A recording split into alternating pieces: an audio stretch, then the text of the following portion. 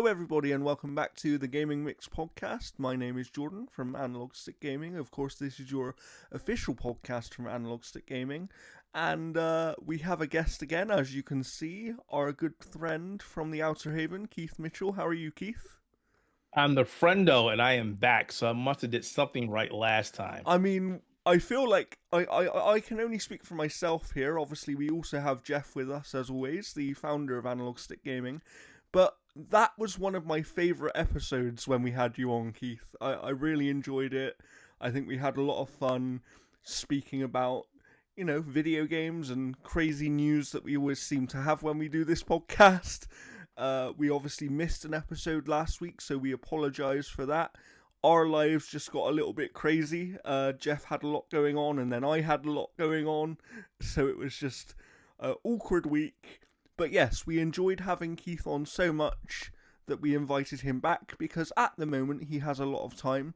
So if you'd like to see more of Keith, please smash that like button and make sure you're subscribed because, we try and be as consistent as possible with our episodes here.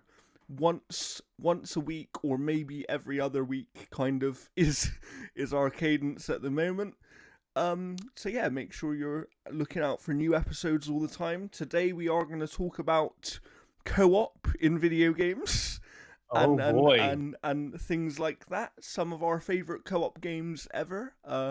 And some that we wish we had finished that we haven't finished, that kind of thing. But obviously before that, we have video game news to talk about. So Jeff, why don't we get to the news today? And I feel like we should start with that bit of news that made you cry, right? Oh God. Yeah, this we had covered this previously in terms of like the rumors about it. And then they had commented that they were still going to keep fighting, but Elix developer Piranha Bytes has reportedly shut down. This comes to us from Game Informer. Piranha Bytes, the developer of series such as Elix, Gothic, and Risen, has been shut down.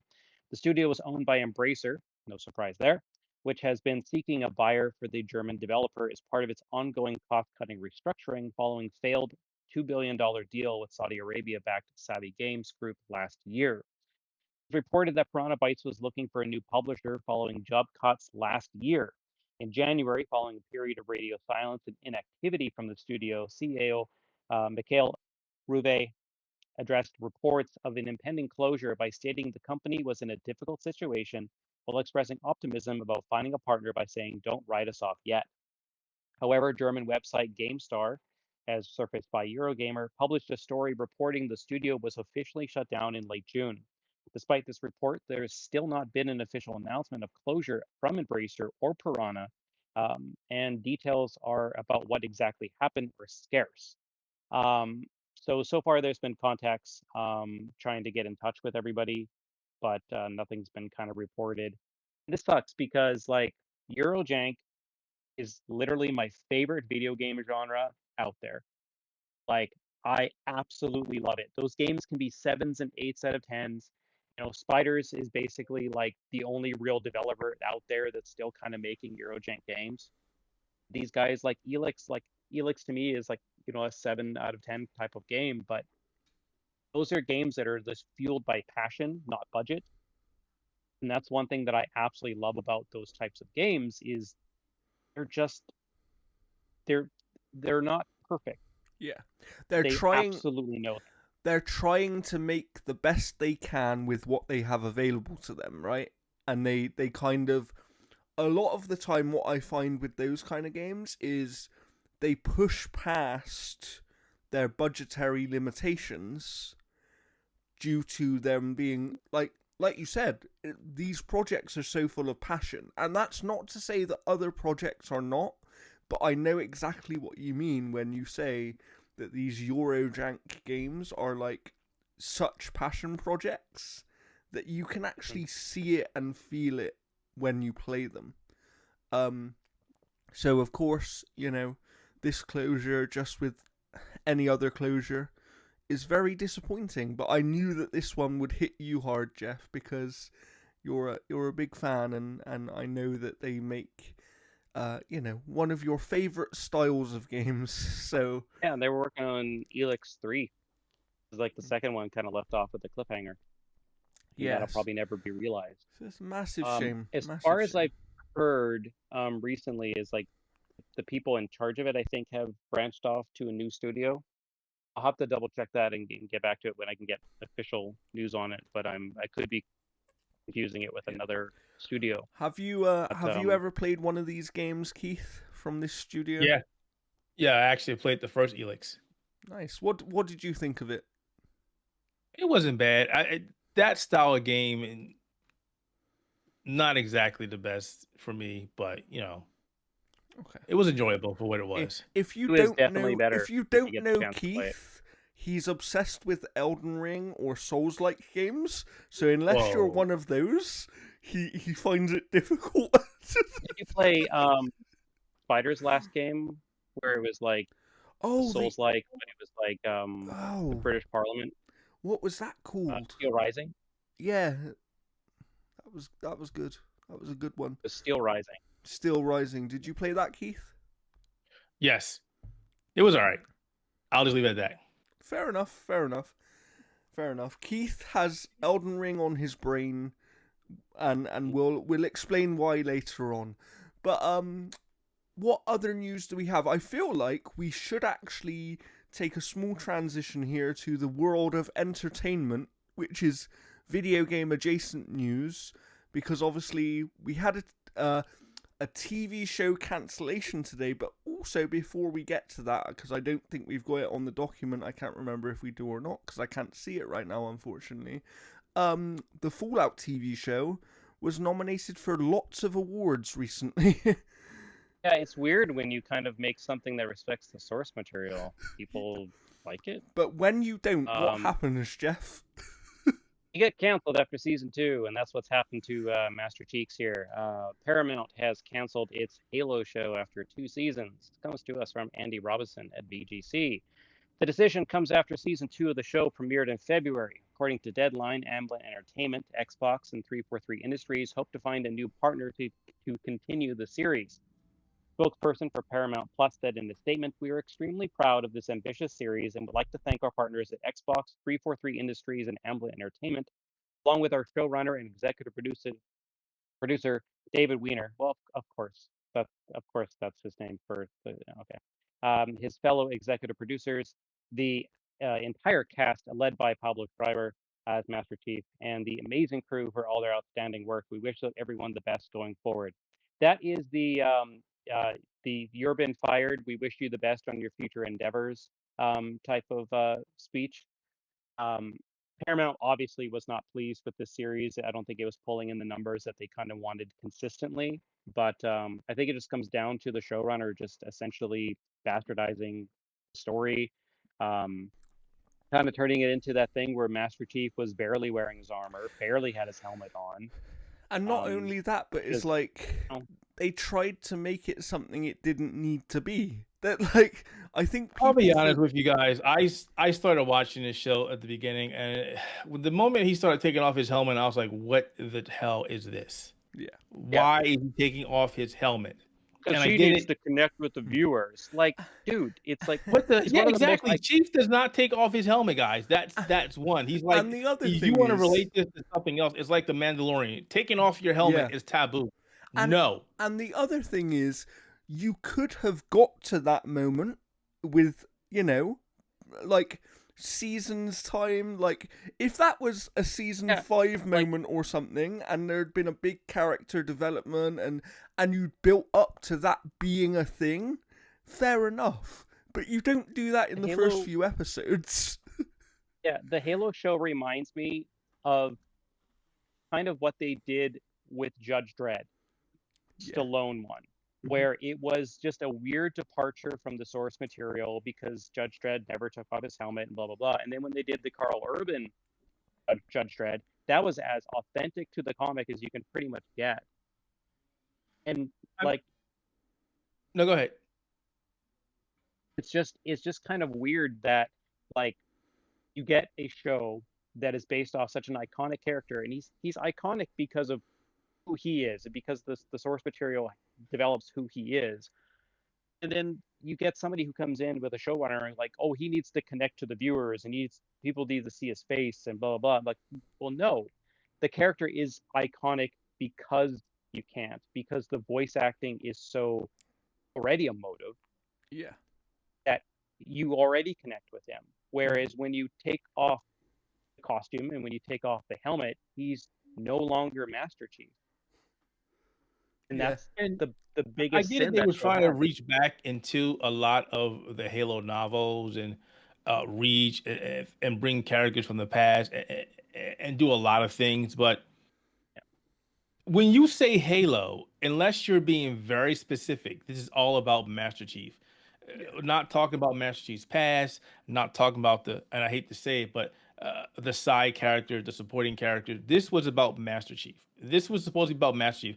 Everything that they were reaching into was like, but we played this stuff in the games. We seen this stuff. We read about this stuff.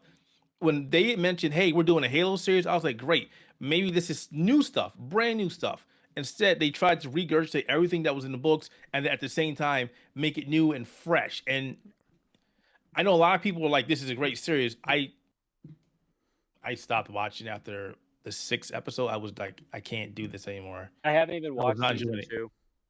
Yeah, nope. From everything I heard, season 2 was significantly better. Like, I don't know one person who hasn't said that, but Yeah, I but also stopped you watching. put glitter on a turd, and it's not going to make it look any Yeah, I better. mean, like, if something was bad and then hey, it's better, but the first one was already bad. So when you say better, is it marginally better? Is it significantly better? Yeah. Is it just it's just not as bad, but Oh, it's it's a still turd bad? that And doesn't smell this time. Shit. I'm I not guess trying to that's an crap over improvement. on the show or the people who Mm. like the show or the people who worked on the show, but In a weird way, I wouldn't be surprised to see the license or IP picked up by someone else and then them do their own thing with it. Because I think that these companies clearly know the value of this IP, and the fact that, you know, they're trying to shop it around to get season 3, I can see part of that shopping around process being, yeah, we want to do it, but we actually want to do it our way, and almost like having a reboot of it.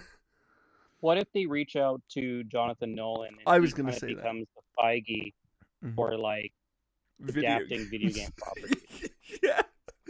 Because I think that's the thing, right? What this Halo show proves is that when you're trying to adapt a video game to only bring in a new audience who isn't familiar with the game, it doesn't work because you alienate your existing audience.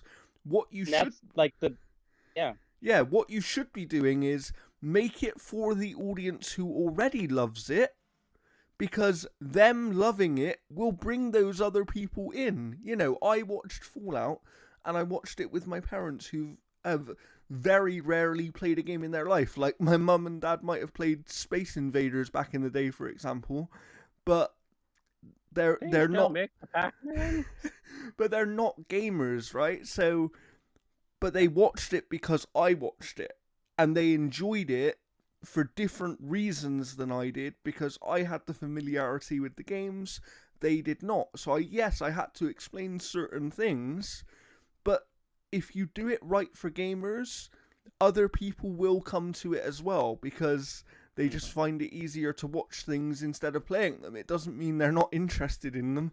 You know, it's so weird, but hopefully Halo has some sort of future in either TV or movies. I still think it's actually better suited to being a movie. I don't think the TV show thing really works for Halo, personally. Well, the problem that they were trying to do too is that they were trying to run these side stories with characters you didn't care about because those were budget friendly. They didn't have to worry so much about special effects and things like that. And that's the thing with TV shows is you generally have a very expensive first episode. You have a mid-season episode that is very expensive, and then a finale that's very expensive.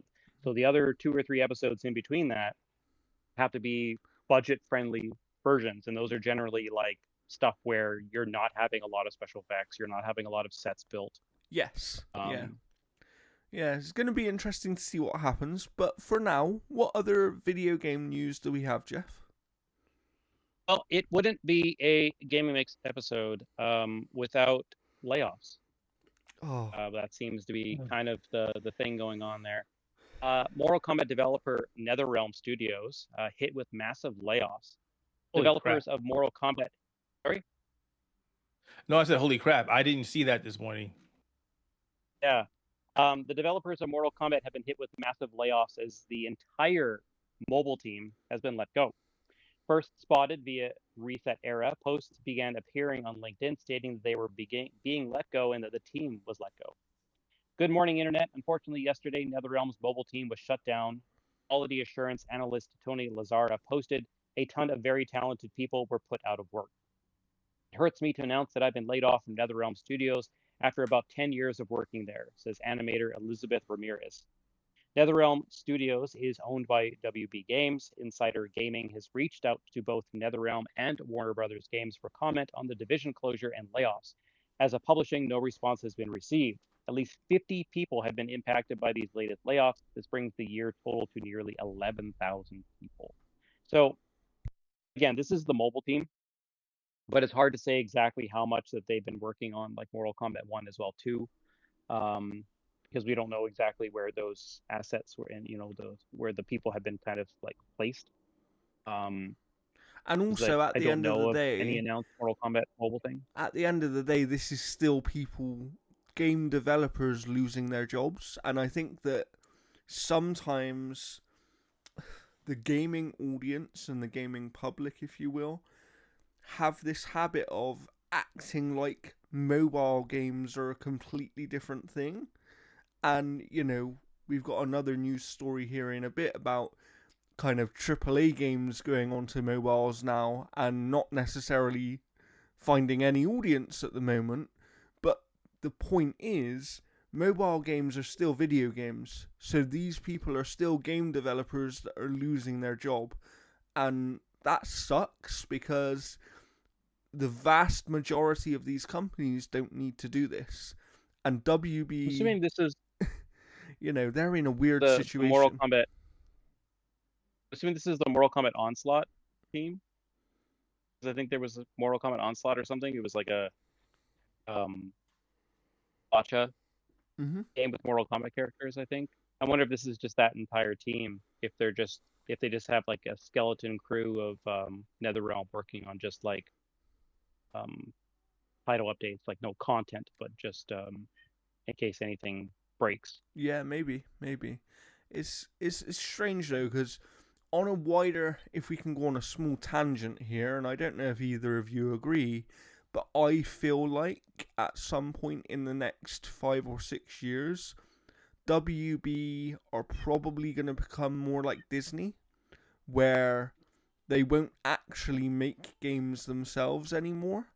And I think they'll start licensing out their IPs to other studios and making partnerships.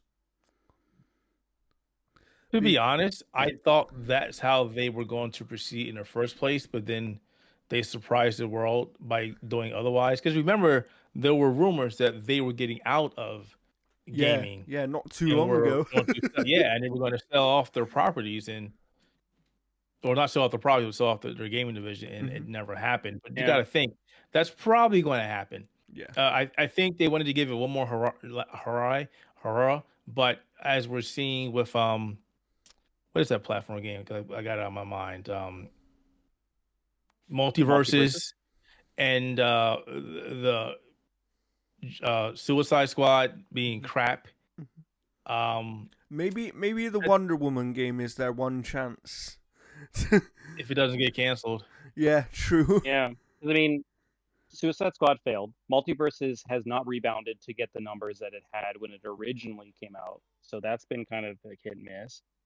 Mortal Kombat 1 has been largely forgotten with Street Fighter 6 and Tekken 8 coming out.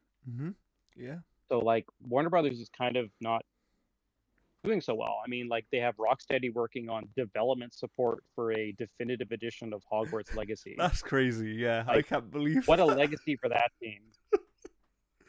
And then like the Wonder Woman game, who knows how that's going to pan out, I don't because think that that's has happening. You I don't don't think think it's that's happening. happening? Oh, okay. Suicide Squad has pretty much sealed the fate for a lot of, in my mind, superhero games from WB. Interesting. I think they were pinning a lot on that game doing well, and Because that team was the Shadow of Mordor team and stuff, right? So Yep. I'd be surprised if they make nothing, because they are actually, you know, like, you wouldn't want to just throw them to the wayside, surely. Like, that team have proven that they can make good video games. And the higher-ups messed up their second game, not the people developing it. Because the only problem with that second game was the microtransactions at launch. You know? It was just like... Yeah, and even then, the actual ending that you had to grind the fuck through to get wasn't even that great. Mm-hmm. Yeah.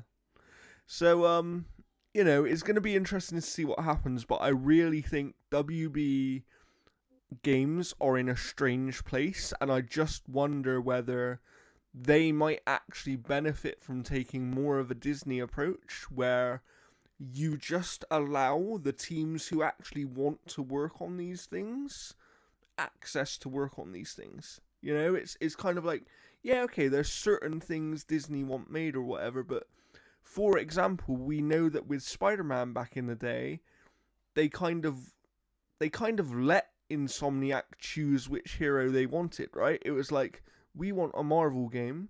What do you want to do? And they were like, oh, we'd like to do Spider-Man. So, and I think that for these big companies with a lot of IPs that clearly don't have the management skills to do a very good job with the studios, should just be leveraging those IPs and giving them to teams and companies with the experience to deliver something great out of them. Personally, that's how I feel. Yeah, especially if you get a team that's like, hey, we want to make a sequel or a remake of like Justice League Heroes, which was like their Marvel Alliance game. Yeah. For the Justice League. Like, there's so many cool ideas that they could do with it, but the majority of the DC stuff that's coming out is on mobile. Yeah, or VR. You got that VR Batman game as well, right? Yeah, we pretend that doesn't exist, Jordan. Why? Because it actually looks good. It doesn't look good. It does. It does look good. I'll leave it right there. I'm excited. No, I shouldn't say excited. I'm cautiously optimistic. Okay. I'll leave it at that. Okay, that's fair. But the fact that it's VR, it's kind of like, why did you make it VR? Yeah. Why is it not just a game? Right? And the problem with that is, I VR keep cutting you off, Jeff, and I am so sorry. I have to say it, and I'll shut up. I will shut up. I'm sorry. No, it's like the last time they made a Batman VR game, it was like an hour long. Oh. But and that's my thing. It's a funny conversation, right? Because VR is niche. It still is niche. You can argue up and down. It's still niche, right? And my son came off his the other day because I have a bunch of VR headsets, and he's like, Dad, you have this, you have the PlayStation VR, you have the PlayStation VR 2, you have the Meta Quest 2, you have the Meta Quest 3, and I hardly see you using those. So I was like, well, outside of exercise, I don't really use them anymore because PlayStation is doing nothing, and there's not really much on Meta that really interests me. So I said, and he's like, well, that's what you get buying stuff that was niche. And first response was like, shut the hell up. The second response is, you're not wrong. Well, it's like now we got Batman. It's like I always said about VR, and I think I actually said this to Jeff on the show a few weeks ago. The issue with VR is that for it to be a success, it needs support from developers for the killer apps. But the only way that... Go on, what are you going to say? The first thing, it needs to be affordable for everybody. That's then true. It needs to be supported. But the point I'm trying to make is it will never get the support it requires to be a success from developers without having the audience. It's the reason that the MetaQuest actually does quite well in VR land, because they have over 10 million people that are accessible on that device. It makes it worth it for developers to be like, do do you know what? Actually, it's worth spending some resources to make a VR game for that device because you have a decent sized audience there, even though it is a smaller one still in the grand scheme of gaming. But when you have a VR headset like PlayStation VR that sells 2 million devices, who's going to bother? Like, why would you spend millions and millions Especially when like making a VR game the for 2 million publisher people? themselves, Yeah. like Sony's not even doing anything. I still have to play through Switchback because that's the only VR game that I've actually purchased. Mm-hmm. But no, like Sony is not even doing anything. But again, too, if the rumors are exactly true, Sony made the headset, not PlayStation. Yes. Yeah. So like, yeah. Well, that's a shame, but you know, let's move on because I believe we have some more news to get through here. plenty of news. Well, then what do So we have? back on the mobile train there. Resident Evil 7 on iOS is seemingly off to a slow start, according to sales estimate. This comes to us from VGC. According to analysts by Mobile Gamer Biz, based on estimates from Apple Magic, the game has been just over 83. Oh, there's a word missing here. Has been downloaded just over 83,000 times. Maybe searched. I'm not exactly sure. There's a typo here. But basically, it looks as if you're looking at about 2,000 paying customers for Resident Evil 7 on iOS. That's not a lot of people because you got to figure the amount of money that has gone into even just porting it there or whatever the case is. Like, Yeah. 2,000 people Mm-hmm. on like an extremely popular mobile device buying that game because like Apple was like, you're going to be able to have full AAA experiences, but so far they just have not landed because I don't think the mobile market is looking for that. And I don't think it's just that. I think that because I think you're not wrong, but I also think part of it is there's actually a lot of people that aren't even aware that this is happening. Like, I spoke to a friend of mine who is very much a gamer, and he didn't realize that you could now get AAA games on iPhones. I was like, oh yeah, they released the last Assassin's Creed on iPhone a while ago. You know, it's like, it's because he was talking about like the because we were talking about what the next Switch might be, like the Switch 2, and he was saying, is it going to even be much of a power increase? And I was like, well, when you consider that phones are now able to kind of match the lower end consoles almost in terms of their what they can at least have you looking at. The frame rates aren't quite as stable, but you know, a phone is also much smaller than a Switch, so you'd assume they could fit more power in it. And it's like, I do think that on the phone side, there's a lot of potential there for game sales. But I think that something's happening now where, yes, I agree with you, Jeff, that some of the audience on phones are clearly just not looking for that. I think another portion of the audience on phones are people that are probably playing it on their console or their PC anyway.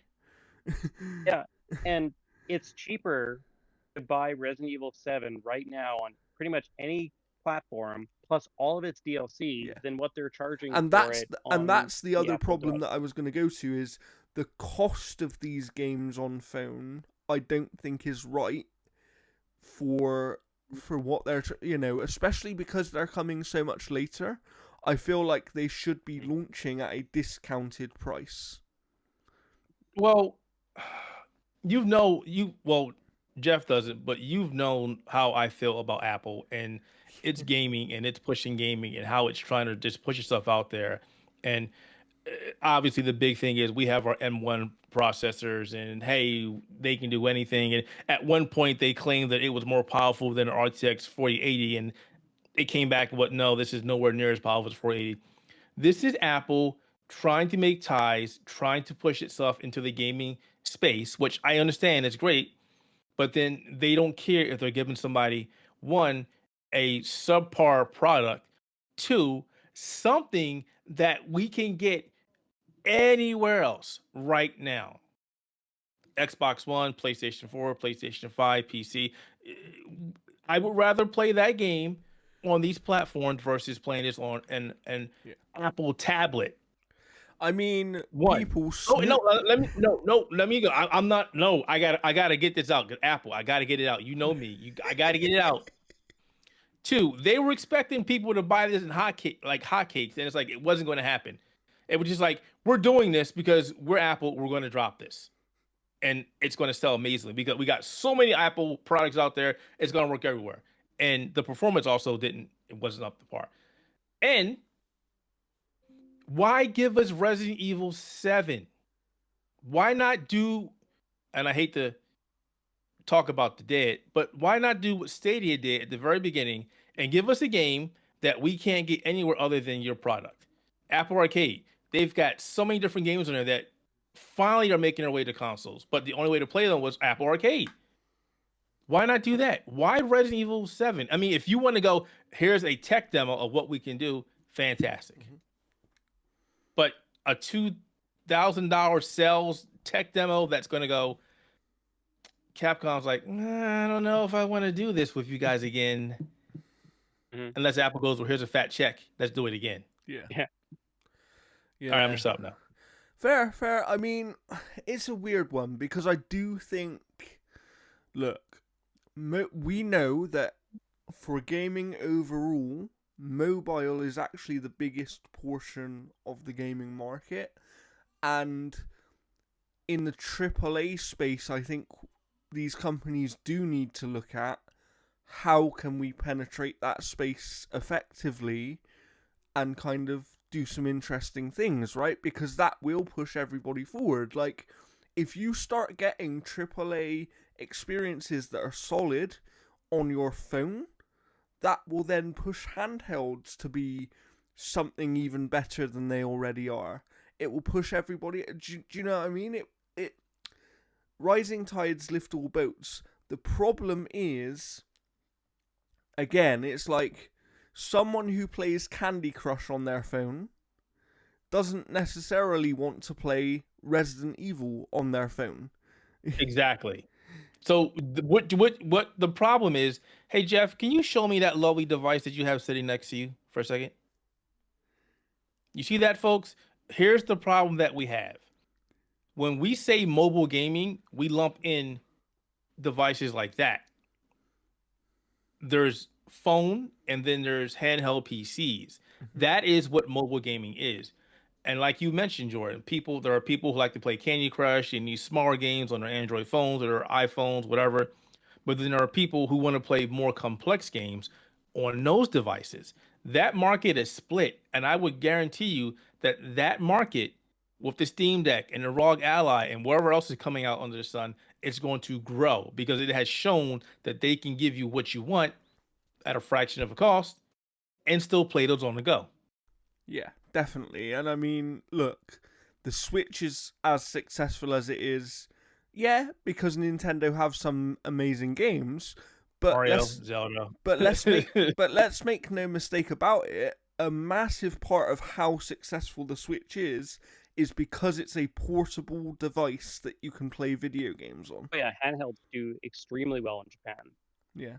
That's why the 3DS and all that stuff had just massive sales. So I think that, it's that thing of maybe it's a little bit too late for AAA games on mobile. Like, I feel like if this had happened 10 years ago, when the handheld market was kind of dying off and hadn't had its resurgence yet, maybe things would have worked out slightly differently, but potentially it's too late now because people have seen that, like, you can get these handheld PCs. There's going to be a new Switch next year. Xbox are reportedly working on a handheld. There's a rumor now that even PlayStation might be looking at another one again. And it's like, who knows? He's just shaking his head. Vita was their best mobile device, and then they did nothing with it, and then they come out with this garbage, the Portal. Give me the Portal. Oh, you can play your Yeah. PlayStation 5. Can I do anything else with it? No. Can I use it outside the house? Well, unless you get really complex and have some kind of networking setup. No. So why would I want this? No, Microsoft doesn't need them. They've got, again, ROG Ally, the Levo Go, whatever else is out there. They don't need that crap. One thing I will say that I think might help the mobile scene in terms of more complex games, because we don't know exactly what this is yet, but we do know that Xbox and Microsoft are working on some kind of gaming mobile store that they've said is going to at least start trials later this year, I think, and it's coming to Android devices first, is what Sarah Bond said. But depending on what they do with that, I think that could potentially get people's attention in the mobile space, because sometimes it's about brand recognition as well. Like, if people see, oh, okay, there's actually an Xbox gaming mobile store now, then they kind of will associate, oh, okay, that's where I go for my games on mobile. Do you know what I mean? And at the moment, I think when people look at that app store, they know there are games on there, but I guarantee you the vast majority of people do not even know that Resident Evil 7 is on that store. Like, or cares. And that's the problem, right? So it's going to be interesting to see what happens in the space, but you know, we will have some more news about it in the future, I'm sure, because anytime that handhelds come up, which seems to be a lot lately, we talk about this all the time. So let's move on for now. But Jeff, what do we have up next in the news? Sure. So the next game from Like a Dragon Studio, Ryo ga Utaku, is that how it is? RGG, will be revealed at the Tokyo Game Show this year. So according to a recent live stream from the studio, its next title will be revealed in September at TGS. No further information is known about the game or which franchise the game will be from. Earlier this month, during the Essence of Fandom event at Anime Expo, RGG teased the next title, saying that fans would be surprised. What do we think this is? Judgment, because no one expects it. No one expects there to be no one expects there to be another Judgment because of what's happened. And that's why I think there'll be another Judgment. Because obviously there was that thing of, oh, maybe that guy can't be used anymore and all that kind of legal stuff that went on. And I feel like if they... Yeah, but they could have that other guy take over the reins of it as well, too. Because, I mean, like... But then what... So what else have... appeared in- Because RGG is obviously known for the Yakuza series, now Like a Dragon, and obviously Judgment, the spin-offs. So what else have they done that could surprise people? I feel like Judgment is the only one, right? I don't know. Like, I don't know of any other, like, games that just didn't come over here. Unless... like Gaiden. No, there was another one. There was another Yakuza game. Yakuza Souls, was it? What was it? Yeah, there was like another weird spin-off one. Yeah. Dead Souls. No, it came out. It came out in North America. Dead Souls. It did not do well. Oh, okay. Interesting. Or there's another weird situation where they're making Shenmue 4. you know? That's never going to happen. Never going to happen. The developer left Sega. Yeah, I know. Never I know. But yeah, it's a shame. But I'm very interested to see. So Keith, if you want to fly me to TGS, feel free. Find myself there. Are you talking about? I got all these people saying, "Are you going to Gamescom?" No. I mean, I'm the closest on the Outerhaven team to Gamescom. So, and that's actually true. Like, I'm actually the closest. But yeah, anyway, you know how I feel, both of you know how I feel about RGG games. I have actually reviewed a few of their games for both of our websites here. And yeah, I think that they are a studio that only seems to get better with every game, because they learn lessons, they take feedback from the fans, and they take risks. Yeah, and they take risks. What if they do sci-fi Yakuza? Sci-fi Yakuza? It's like 500 years in the future. What if they do, and Keith would probably Your lose his camera's frozen mind for for me. this. My camera? My camera's frozen? It isn't Yeah. for me. Well, it looks Well, good your for me. camera's not moving on my feed. Oh, Well, there we are. There we are. that's fine. But yeah, what if, and I feel like Keith would lose his mind for this, what if they I did already some lost my sort mind. of, some sort of mech game? Because I want some kind of developer to do some kind of mech game in the vein of either Yakuza or Dark Souls. Mhm. I would love for From Software to do a mech game, not like Armor Core that had straight objectives, but something like, you know, you're human, like what is that game? Damien X Mechana. That. Do something like that for me, and I'll be happy. I'm still trying to think of what this They're similar. They're surprise very could similar, be. but a little different. And I just thought, I don't know why this idea popped into my head. I guess it's just because they're a Sega studio and they make RPGs. But what if they're making something weird like a Sonic RPG?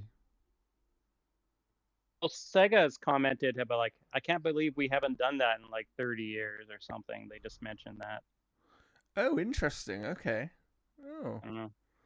It's going to be really interesting to see what that is, because I do think, you know, maybe it's just me, maybe it's just my warped perception, but they seem to be becoming a much more well-respected studio as their games have become more successful in the West. I think they get a lot more attention now, and I think people realize their quality, so I imagine there'll be a lot of eyes on this reveal, and I can't wait to see what it is. I'll probably be the one grabbing the news for both of our websites and putting it up, because I'm usually awake when these kind of things happen, as Keith knows, because I'm It's awake. because he's up playing Elden Ring all night. That's why. Jordan's addicted to Elden Ring. I am, but whose fault is that, Keith? It's not my fault. I don't dictate your life. I don't tell you what to do. I just say, hey, this is actually a pretty fun game. Give it a try. Nothing more. I gave you the idea of the crack. I did not tell you to smoke the crack. We'll get to that more later on. But, Jeff, what other news do we have here while the cat has arrived for the show? Where is here? A pre-release build of Warhammer 40k Space Marine 2 has reportedly leaked online. This sucks. From VGC. According to Reddit users, the developer build was uploaded to a torrent site in late June. It appears to be fully playable from start to finish and can even be done so with friends. Videos of the opening missions are being uploaded to a YouTube channel and contain heavy story spoilers. The sequel to the 2011 hack and slash game Space Marine is being developed by Saber Interactive and published by Focus Entertainment, which VGC has approached for comment about the leak. This sucks. Especially since like the game is like fully complete. This isn't just like a developer demo or something like this. This is like the full game. Even though it is about a year old. So I mean, obviously it lacks polish. It lacks probably a whole ton of stuff.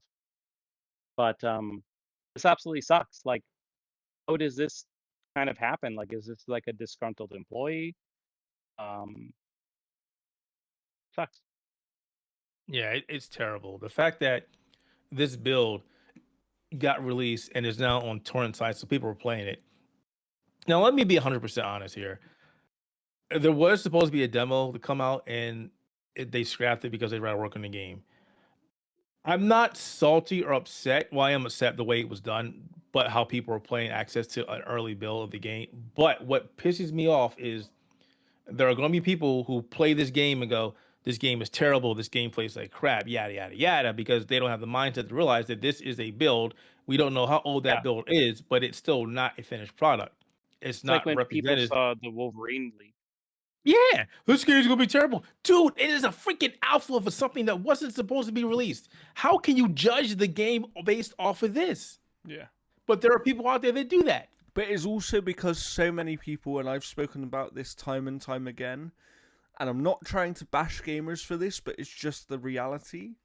Me as someone who has a development background, so many people do not understand how game development works. So they see that early build of the game and they think, oh, that's actually how it's going to be. And it's like, no, do you realize that a game can change massively in 2 weeks, let alone 3 or 4 months? Like, a year, yeah. No, it just sucks that that's going to be some people's like first experience and probably only experience yeah. To the game, because they're like, oh well, why am I going to get the full version? It does like, suck already because the sucks. game looks great, and you know, so if you're out there and you're interested in this game, please just ignore this leaked version and wait for the actual finished version of the game to get the best quality experience possible to you. And we brought up Wolverine, and there is some slightly related Wolverine news. As you all know, we do talk about entertainment here sometimes when we feel like it, and the final trailer for Deadpool vs. Wolverine just dropped not that long ago. What's wrong? What's wrong, Keith? I'm looking on Twitter and people are saying, avoid this trailer. It is very spoiler. Okay, Avoid that trailer. I haven't actually looked at the trailer yet. I just I am not watching it. I just saw that it dropped and I wanted to put it out there in the news for people. A week from now, I've already seen it. Yeah, I'm seeing it on the day it comes out as well. Yeah, people are like, do not watch this final trailer for Deadpool and Wolverine. Do not watch this trailer. There are lots of spoilers in it. Well, that makes me think, actually, while we're on the subject, here's a live podcast discussion for you for 1 second. Jeff, since you're seeing it by this time next week, should we delay recording and record on a different day next week so that we can also talk about the movie? I mean, we could record on Saturday. That works for me. There you go then. We're going to talk a bit about Deadpool and Wolverine on the next episode. There you go. Speaking of that, I haven't procured my tickets yet, and that was probably dumping me because the theaters are probably going to be packed. Probably. Yeah, like I bought my tickets probably about a week and a half ago. I bought mine. I just go by myself, so it's just finding that one. Yeah. Between all the seats and stuff. So. I got mine a month ago, so I was. Yeah, that's what I do. I purchase. If I can't get in the middle, I go in the end and I purchase one extra seat so nobody can sit next to me. That's funny. I've never thought of doing that. Because you got these movies like this, you got people that just don't care, or they bring kids and the kids are just dude, no, stop. I go to it's like almost like a VIP theater or whatever, so like the seats are like giant. Nice, that's good. Like, and also, if you're watching this podcast before the movie, please don't bring your kids to see this movie. Please don't. I mean, you should be watching this podcast before the movie because it's going to go out in the next couple of days. So Deadpool doesn't come out for a few days yet. You never know. On top of all the violence and language, just don't take your young kids to see this. And you never know if Keith decides to get his tickets and watches the film early enough. Maybe he'll show up on the podcast again next week. I don't have that privilege of being able to go see it now. I would love to be one of those people who get to go see these movies now, but I just don't have that ability. Yeah, no, I can appreciate that. But let's get back to video game news because we still have a few stories here. So what do we have left, Jeff?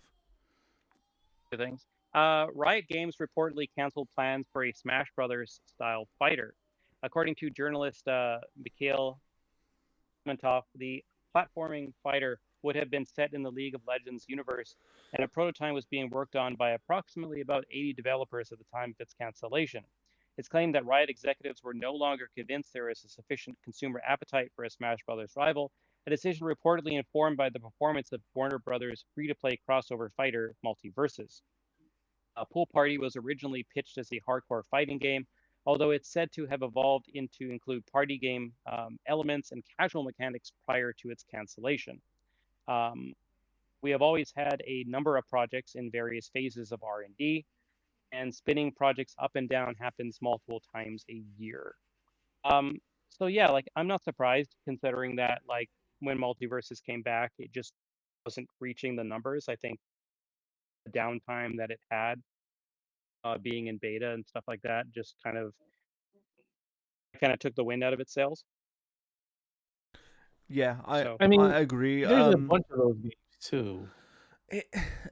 And also it's just like none of those games, with no offense to them, none of those games are ever going to be Smash Brothers. Do you know what I No, mean? they're Like, not. they're just Well, not. see, that's the problem because they try so hard to be Smash.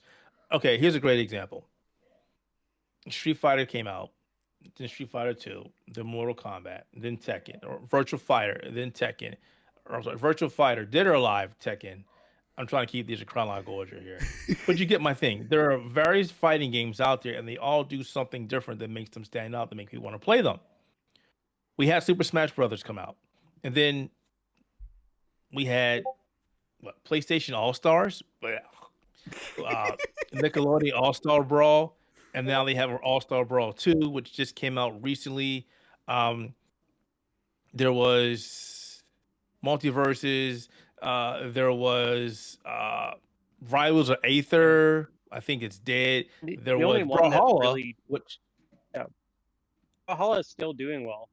Like it's probably the only other one that's been kind of successful. And that is at least somewhat different, though, right? Like they did, they are slightly different there with that one. So it kind of proves your point, I guess, Keith, of like these games are not setting themselves apart, and that's the issue. no, they're not. When the thing was, you ever hear the conversation that Super Smash Brothers is not a fighting game?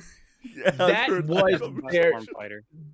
that was their catch. That was their thing. We're making this game so it's not a fighting game that you're used to. We're doing something completely different. And now you get other games copying that formula. It's like, get out of my sandbox. This is ours. You go do something else. But the problem is everybody sees that, wow, this is such a great idea. Let's copy it. But we're not doing anything extra. The bottom, the base game, it's still Smash. And that's their problem. Nobody's doing anything different because you can't. Go back and do something else. Yeah, yeah. Oh, Super Smash is so popular. True. It's interesting to see like Riot kind of taking chances and going like really crazy with the League of Legends stuff because a lot of its side stuff has been absolutely fantastic. Yeah, and then they got their XKO fighting game that's going to be coming out, Yes. which looks really, really neat. But yeah. All right. Modern Warfare 3 is reportedly coming to Game Pass later this month, according to Insider Gaming Report, which has been collaborated by Windows Central. The report follows confirmation on Tuesday on Microsoft plans to raise Xbox game prices, which we'll jump into this right after this, and introduce a new subscription tier that doesn't include day one releases. So we've got Microsoft apparently going to be starting to kind of drip feed the Activision catalog to Game Pass, Modern Warfare 3, which I haven't played yet because I didn't want to spend $90 on a 3-hour campaign. Yeah. So that's going to be coming to Game Pass. And then we've also seen kind of shadow drops for the Transformers games, which have resurfaced back on the stores, but still not purchasable. Mm-hmm. I need those games. I need them now. I need them now. Devastation was one of the best Transformer games ever made. Ever. Like High Moon Studios did some really cool stuff, and I liked one of their previous games, like Dark Watch, which was super, super fun. Really love the game. I would love to see a sequel to that, even though Evil West kind of already kind of stole that game's lunch in some ways.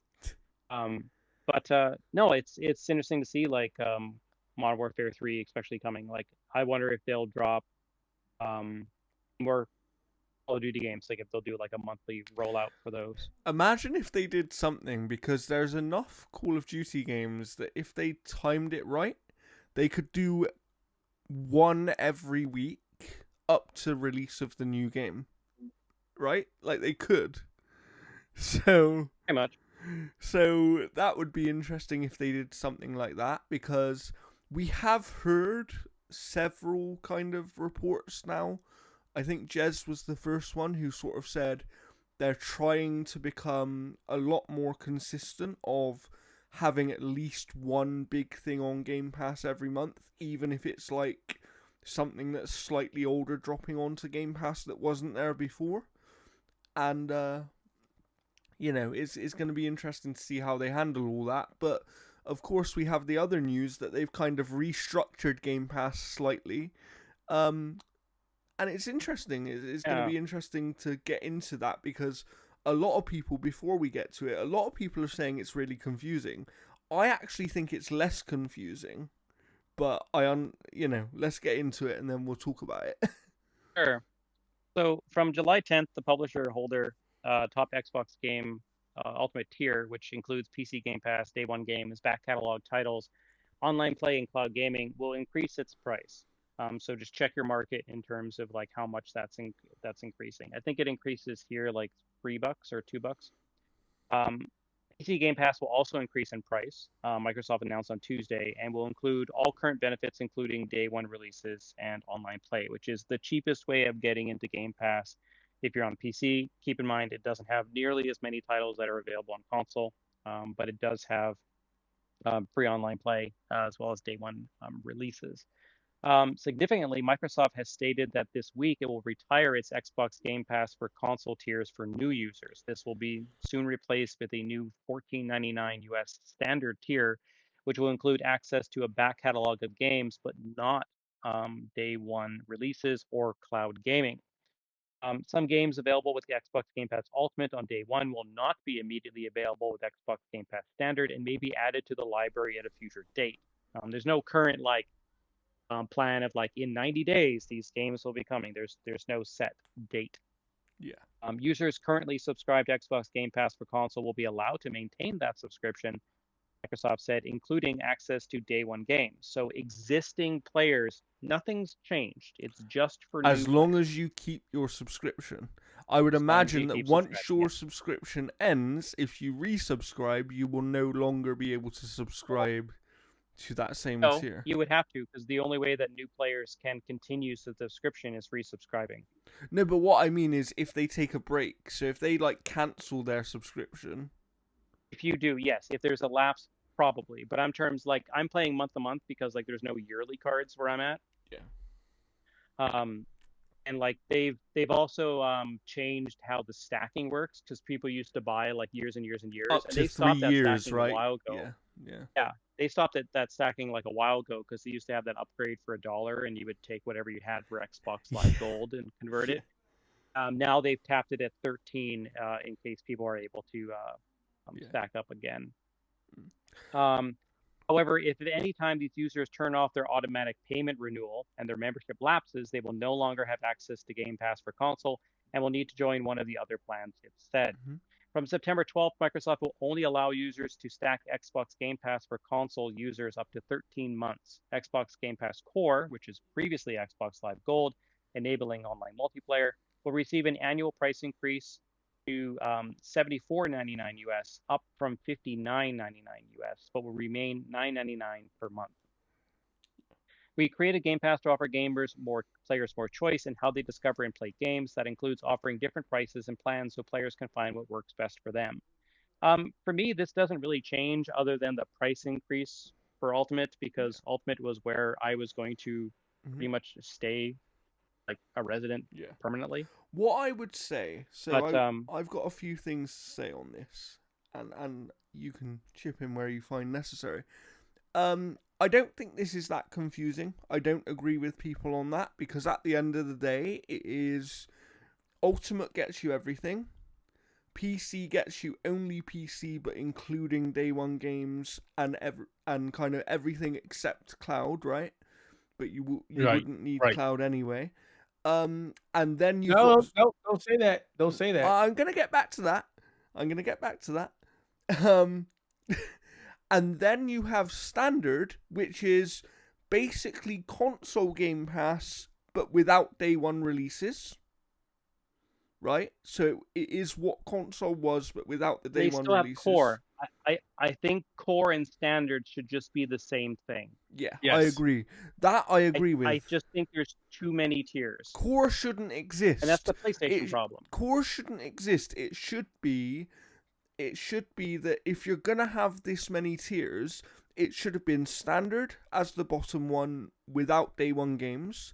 Then you should have had console only, PC only, and Ultimate. That like I truly feel that this is going to get rolled back eventually. I truly feel this reeks Well, of I don't want to say desperation. Like we need to try something new.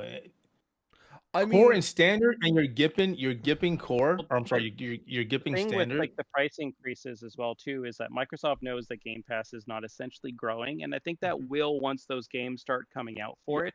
yeah. So they're trying to essentially get more money from their existing audience. It's a It's tactic like we see across I everything. can't remember. I think it might But have is been Matt Piscatella who said this, or maybe Christopher Dring, one of those analysts, who basically said that this move actually proves that Game Pass is working, but what it also proves is that Game Pass isn't growing as fast as they expected, and therefore they're having to do this, like you're saying, Jeff, because they need to get more money out of the existing audience, and this is basically pushing people towards Ultimate, which is where they want them to be anyway, because they Can I want... be honest? yeah, like Go on. Ultimate, I think Ultimate's the best one to be anyway. I agree. That's just oh yeah, for sure. Well, you saw my tweet the other day, right, Keith, where Tom Warren said, "Oh, I think PC is actually the best value if you have a gaming PC," and I was it's like, not. "Well, I kind of agree, but as someone who also owns a console and occasionally uses cloud, Ultimate is still the must-have tier." Because So let me throw a monkey wrench into his thought process, and I'm surprised that he, of all people, is not paying attention to this, even though he's been talking crap about this. Cloud gaming is great for people who have a PC that can't run the latest and greatest, doesn't have a great video card, doesn't have a great processor. I can still play these games on my PC. Fantastic. But Windows is pushing Microsoft is pushing Windows ARM PCs now with the Snapdragon processor, the Elite, the Plus. Mhm. Those cannot run most Windows or games on that Windows system, not yet. So you have to use cloud. So on the newer devices, you have to, yeah. With Yeah. the Snapdragon like, processor, Ultimate until they is- get their translation process or software working 100% from x86 to ARM, but that's not now. And also So the they other need thing it. is, speaking of cloud, I think the problem is people don't realize how big cloud is, and we have a little bit of news because obviously Nvidia GeForce Now is now being integrated into the Xbox Store on PC, I believe, and that Well, would just the on PC? pages. It's if you go to the pages, the Xbox pages, you now see Nvidia on there, but it's not doing anything as of yet. We don't know what they're going to do with this. We don't know if you're going to be able to use your Microsoft Cloud and play GeForce games. We don't know what exactly is happening. I think what they've said is you can link your Microsoft account to your GeForce account. They've confirmed that, but we don't know exactly what that means so far. No, wouldn't that now there was another person on Twitter when we were having this conversation, and they were like, "Why even use GeForce Now? It doesn't have a fraction of what Game Pass has." And I'm like, "Excuse GeForce me, Now sir. is also the better service, though. That's the thing. Like It has two tiers. Doesn't it It has essentially better. have your entire library, but what's just compatible with it? Yeah, so it's essentially what you own that is compatible with GeForce Now, but that's most stuff. Like in the vast majority of cases, it's available on GeForce Now. There's like 1,500 games. Last I checked on GeForce Now, And they do have Not the to free. mention- They have the free tier of GeForce Now, right? They do have the free tier. They have the free tier. It's not as good as it used to be. Free tier, and you also can go up to 4K 60 frames per second on those games. Now, I'm not trying to throw shade. I'm not, but I'm going to say this. So when you play Xbox Game Pass games in your cloud and you're stuck at those games at a 1080p 30 frames per second, you can play those games at 1080p 60 frames per second or 4K at 60 frames per second. Yeah, precisely. I'm not throwing shade. I'm just And the throwing other the thing facts out is, there. for people who like Digital Foundry, they did some testing a while ago, and they found that in the vast majority of games, GeForce Now actually matches console latency. Oh, yes. So for most people, you wouldn't even realize the difference between GeForce Now and playing on a console. Like Now, GeForce, NVIDIA has been working on this for quite some time. And they're not just going, oh, this works. They have been pushing and pushing and pushing. Yeah. They want this because they're not And going back to directly my in the original gaming space. point, They want this to work. this is why I don't think people realize how big cloud is, because last time I checked, No. there's actually 25 million people who use GeForce Now. Like 25 million people. Like, come Now, on. can you You use this can on use just Xbox? like Game Pass. You can use it on Ye- your phone. You can use it on your Mac. You can use it on your PC. And you can use it on your You Xbox can use through it the on browser. NVIDIA Shield on your TV. Yeah. Some TVs have access to it. Yeah.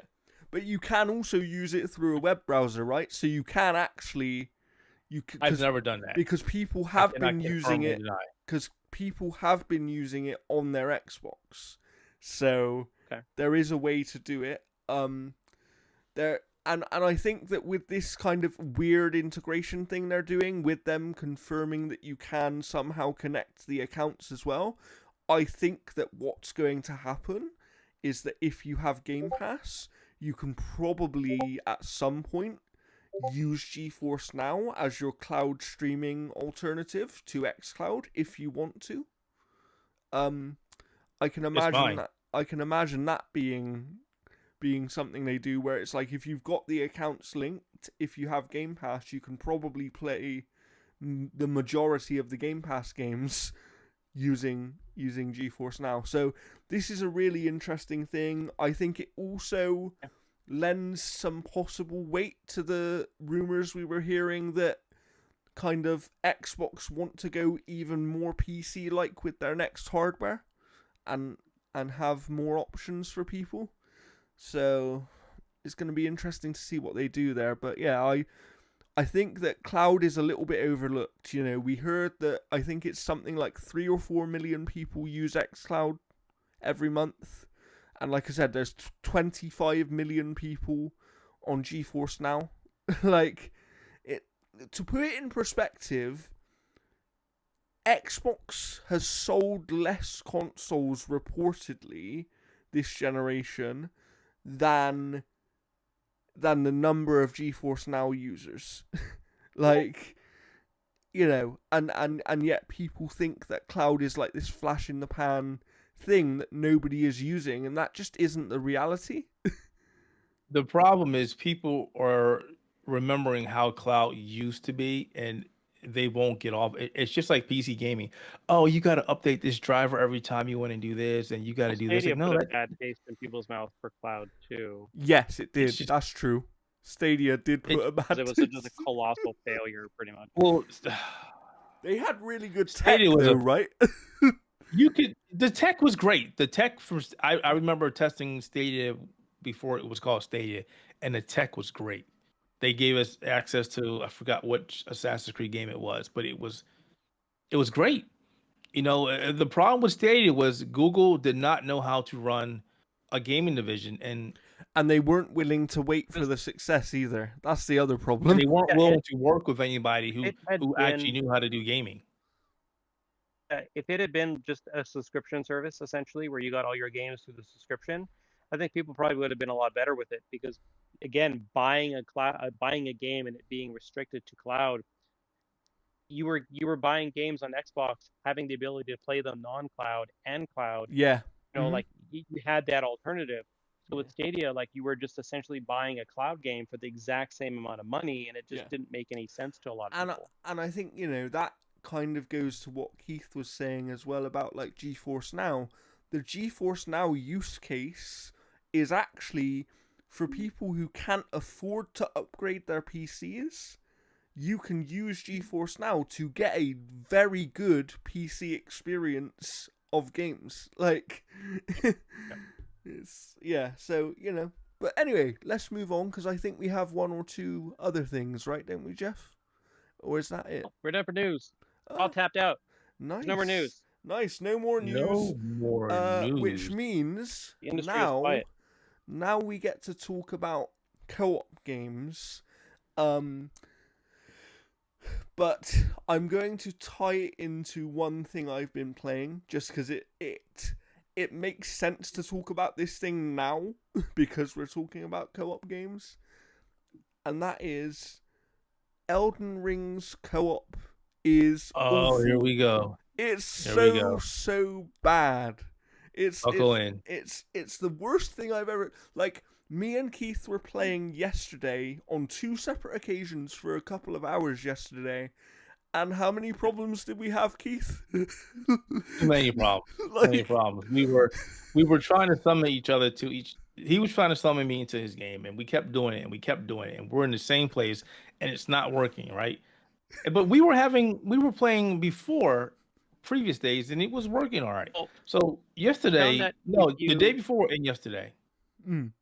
Found Go that ahead. if you like set the password, you'll almost have no problems there. Yeah. But the We were problem using that the we were password. So having we is- always use the password, Yeah, yeah.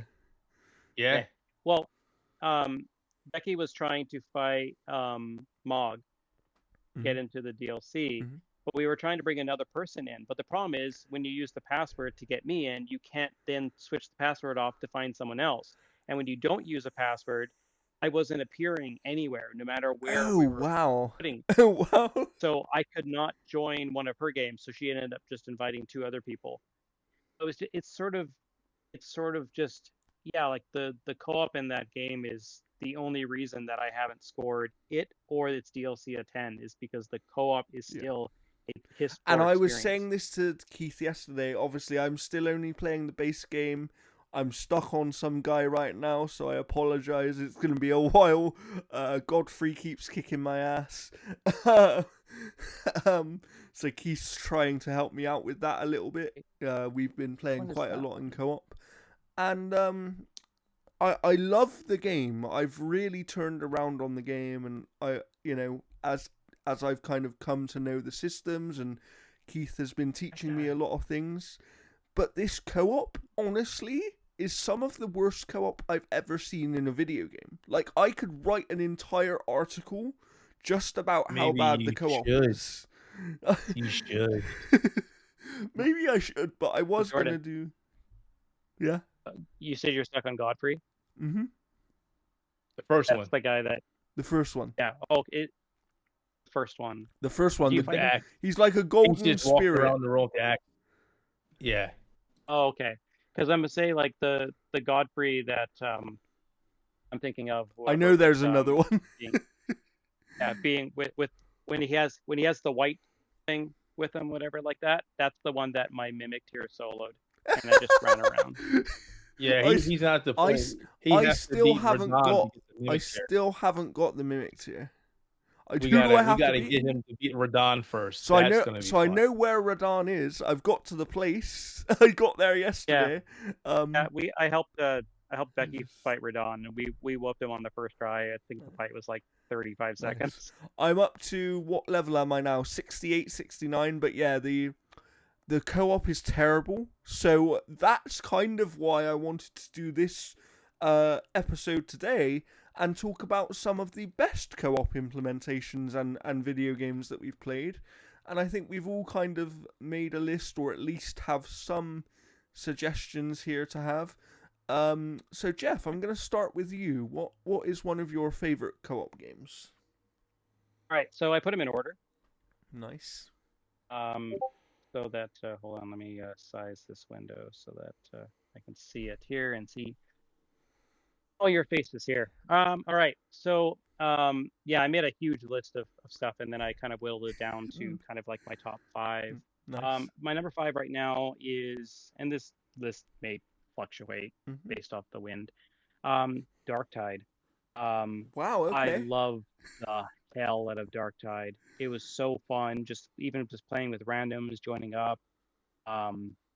It's just great, and it's one of those games again too. Like, I hate when co-op doesn't let the co-op partner gain progress. Like, I think that is an unforgivable sin when it comes to the co-op experience. But yeah, no, like Darktide is just incredibly fun. It's basically like Warhammer 40K, but of the Vermintide variety, where it was just Warhammer. This game is super fun. It looks nice. It's chunky and heavy in all the right ways. and its co-op is just incredibly easy to get into. Like there's no problems, and everybody kind of earns their progress as they're kind of going through. It's just very, very good, very fun. It might still be available on Game Pass, but absolutely amazing game, especially if you want to play something just before like Space Marine 2 and kind of get into that mindset. Mhm. Unbelievable game. Nice. Keith, what about you? Do you have any favorite co-op experiences? I will not say favorite for this one, but I will say one that worked out very well. Obviously, World of Warcraft. It's I mean, hundreds of thousands, legendary game at this right? point, right? Right. But outside of that, definitely Remnant 2 and Remnant from the Ashes and Remnant 2. Those that Nice. co-op is got like drop in, drop Yeah. out, find a So game, jump to the game. I never played the first one, but I did play a bit of the second game with Jeff because I was fortunate enough to get a code for it, and really enjoyed it. The co-op was really easy to do. I don't think we ever had any Oh yeah, problems with it. It was really it's good, fantastic. really good. It's fantastic. It is in terms of Souls likes, and I really hate talking about Souls like. Please God help me. It is easily the best co-op system out there. The Nice, best. nice. So for me, I'm gonna go for a recent one because I didn't really put mine in order, but I have a number that I can go through here. And a recent one, a very successful one actually, was It Takes Two. I really enjoyed that game. Obviously, that is literally a co-op game, as in you have to play it with somebody else.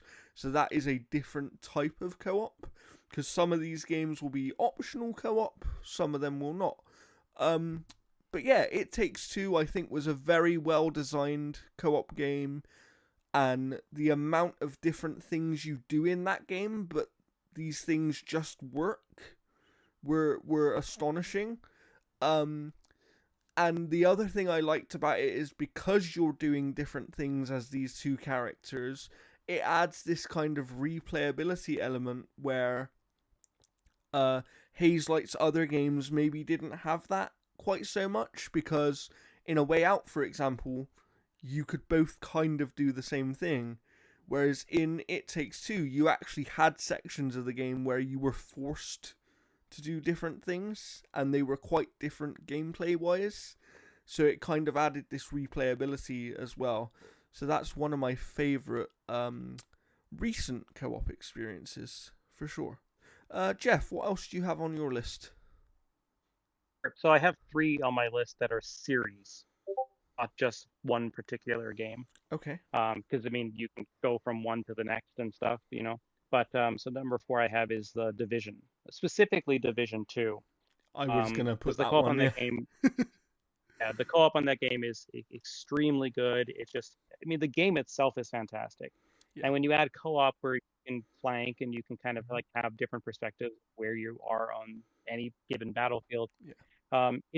It's super satisfying when you go to take a headshot and that guy's already been shot by your co-op partner. Yeah. Like it is still an And do you know unbelievably great one of experience. one of the most impressive things about Division 2, and something that gets often forgotten in co-op modes and in co-op video games, is how to scale for, like, when I'm playing on my own versus when I'm playing with Jeff in my game, and the way that we might be different levels. The way that Division 2 deals with the scaling in difficulty and stuff for when you're in co-op is actually really good. It's very well scaled. You kind of always feel like you just about have enough challenge, or when it is too challenging, it's usually because you have to learn a certain way of doing something, like on a certain boss or whatever. But it all makes sense, and it just feels brilliant to play. And you know, it's drop in, drop out. It's really easy. It's someone like Keith could start Division 2 today, and I could be like, do you know what? I'm going to jump in and run you through the whole game, and I would still have a blast playing it, because it's just, yeah, it's really fun to play. You know, and not not all games are very good with scaling. I know that Keith gets annoyed every time he joins me in Elden Ring and he just sees his bars of magic and health depleting. It's like we're playing the same game, and Remnant doesn't do this. You get me, and I get it. You don't want me to go. I'm going to solo everything for my friend or whatnot. I get that, but at the very least, let me keep my damn health. You have 3 health, and you have 3 bars or 3 magic things. Like that's it. So if I get invaded, and I have to fight this invader, and then I got to go fight this boss, well, I got to jump out and jump back in. Like, come on. And not only that, but the silliest thing about the co-op in that game, while we're on that subject there about the healing, is why can you not sit at the sites of grace with your friend to get your things back? Like, that would be an easy fix for that whole issue. Yep. But you know, it is what it is. But anyway, let's move on to Keith. Do you have another co-op game that you like? The Division 2 was actually the Division 2 was actually a lot of fun. I just wish those games were doing better than they are now. I blame Ubisoft for that, but that's another topic for another time. I really enjoyed that. Good. I played the crap out of the first Division with my friends, and it was amazing. Good. So, well, if we ever get another Division, an actual Division game, I feel like we got 3 coming. Yeah. 3's in the works. I mean, is it though? Because I don't know if I believe them anymore. It is. They said it is. I mean, I feel like we might have to persuade you to try and play that one on Xbox, Keith, so that you can play with me and Jeff. I don't have a problem playing on consoles. I'm not a PC elitist. I have consoles. It just it does frustrate me though when you get the developers go, we're gonna give this 30 frames per second. Wait. I'm sorry. Time out. Pump the brakes. The most powerful console on the market, 30 frames per second? Yeah. Are you serious? What I will say, to credit Ubisoft for a minute, I like how they do their cross-save thing now. So if let's say that, for example, I had Ubisoft Plus a while ago, I was trying it out. If I have Ubisoft Plus, or even if I own a game in 2 places, I can play, say, for example, well, not Division 2, but a new, because that's too old. They weren't doing it at the time. But Division 3, I would be able to play on Xbox and then take my save to PC and play on PC. And what I'm hoping is, with them having X Defiant, where they've now had a foray into crossplay and stuff, I'm hoping that maybe future Division and other live service titles will have crossplay support, because I'm pretty sure it's kind of a must at this point, right? So maybe you will still get to play on PC, Keith, and then we can still all play. But yeah, what else do I have here? Let me think. I got a list over here. Jeff kind of stole my one because I was gonna go for Division 2 next. Oh, there's plenty of them out there. So we'll go for one that I've played recently, but not too recently, but I kind of jump into a bit here and there with friends. And this is just a different one because I know that you guys won't have it. And that is EAFC or FIFA, and more specifically their Pro Clubs mode, where you can kind of make your own player and team up with your friends. And it's actually, you can have a full team of players. So if I had 10 friends who wanted to play it, we can each take a position on the team and play that position. And I've never seen that kind of co-op before, other than maybe in like a shooting game. You could say, oh, I'm co-op with these guys. But the fact that I can have an 11 player like co-op team, and it works seamlessly, and we're all kind of progressing and working together, and we're able to improve our characters the better that we actually play the game together, is really cool. And I always enjoy kind of jumping in and out of that. You can do drop in, drop out matches as well, so you can kind of randomly co-op with just randos, and but that's a little bit more strange, because you kind of go into this matchmaking room, and then you have to just randomly choose very quickly which position you want to play. And obviously your player might not be set up to play that position, so that system could be improved slightly, but I appreciate that it's there because it means that when my friends or my family aren't online playing the game and I fancy playing a quick match of EAFC, I can jump in for 15 minutes and do a drop-in match and still improve my player for the next time that my friends do come back online. So I quite enjoy that one there.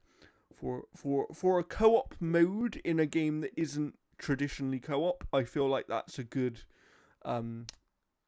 example of a good co-op mode. So Jeff, what else do you have for co-op games here? Because I know you play a lot of them. Oh yeah. The next one I have basically is another series. Just basically Halo. Like Halo co-op has always been so fun. Whether it's like tossing like a plasma grenade onto your co-op partner and having them run into a group of enemies and then exploding. Like um, co-op has always been kind of the nature of those games, whether local or online. With some exceptions where they took the local out. But no, like Halo has just always been, an absolutely fantastic experience, no matter which Halo you're pretty much playing, because like the co-op is always just elevated, even the weakest entries, to just be super fun times. Yeah, and I think, there's a reason that people really missed Halo Infinite co-op when the game first came out, because it didn't have co-op at the time, and for some people co-op was the only way they would ever play Halo. Like, their experience of Halo is in co-op, so that kind of shows you how well they actually do it when it's there. So credit to them for that, because it is a great co-op experience for sure. Keith, what else do you have here for very good co-op games? Well, it's not the best, but it definitely works. Monster Hunter World, even though I have not played it in a while. The one aspect I like about the game is you start by yourself, but if you need help, all you need to do is shoot off an SOS flare, and then it opens up your game for other people to jump in. I don't like the fact that after the game is over, it goes, okay, bye guys, back into your own world. But when you need a helping hand, it works in a pinch. Yeah, that's I mean, I only played a little bit of Monster Hunter World back around when it released. Wilds is going to be my next addiction. Keep that in mind. Am I going to get addicted to another game with you, Keith? Is it going to be You one might. of those things? You might. Are you going to pull me in to play with you again? Everything that I've seen and what I've seen at Summer Games Fest is like, I need to play this game, please, now. Nice. So yeah. Nice. So I do have another one here, and this was the one that I didn't have noted down, but that's why I couldn't think of it just now. But it's not the best game in the world, but it is some of the most fun I've ever had in co-op, and that's just because of how chaotic it can get. And I believe, Jeff, you and me might have played this together at some point. I don't know if Keith has ever played it, but it's a game called World War Z, which I originally played on Game Pass. I used to play a lot of it. Yep. And then that's right. I actually bought it when it dropped off of Game Pass because I enjoyed the game so much. And then they obviously added expansions to it and that kind of thing. You can play it in first person now, which is weird. It's just super fun. It's, I could have put, for example, Left 4 Dead in this. Do you know what I mean? Good old Left 4 Dead back in the day. But of more recent times, World War Z is some of the most fun I've had, just because it can get so crazy, and especially since they've updated it for the newer consoles and stuff, you can get so many of these zombies on the screen that it genuinely is like a bit like you don't know where to go sometimes because there's so many of them. It's like, how do I even get through this group of people? But I also like the skill-based nature of it because you're actually supporting each other.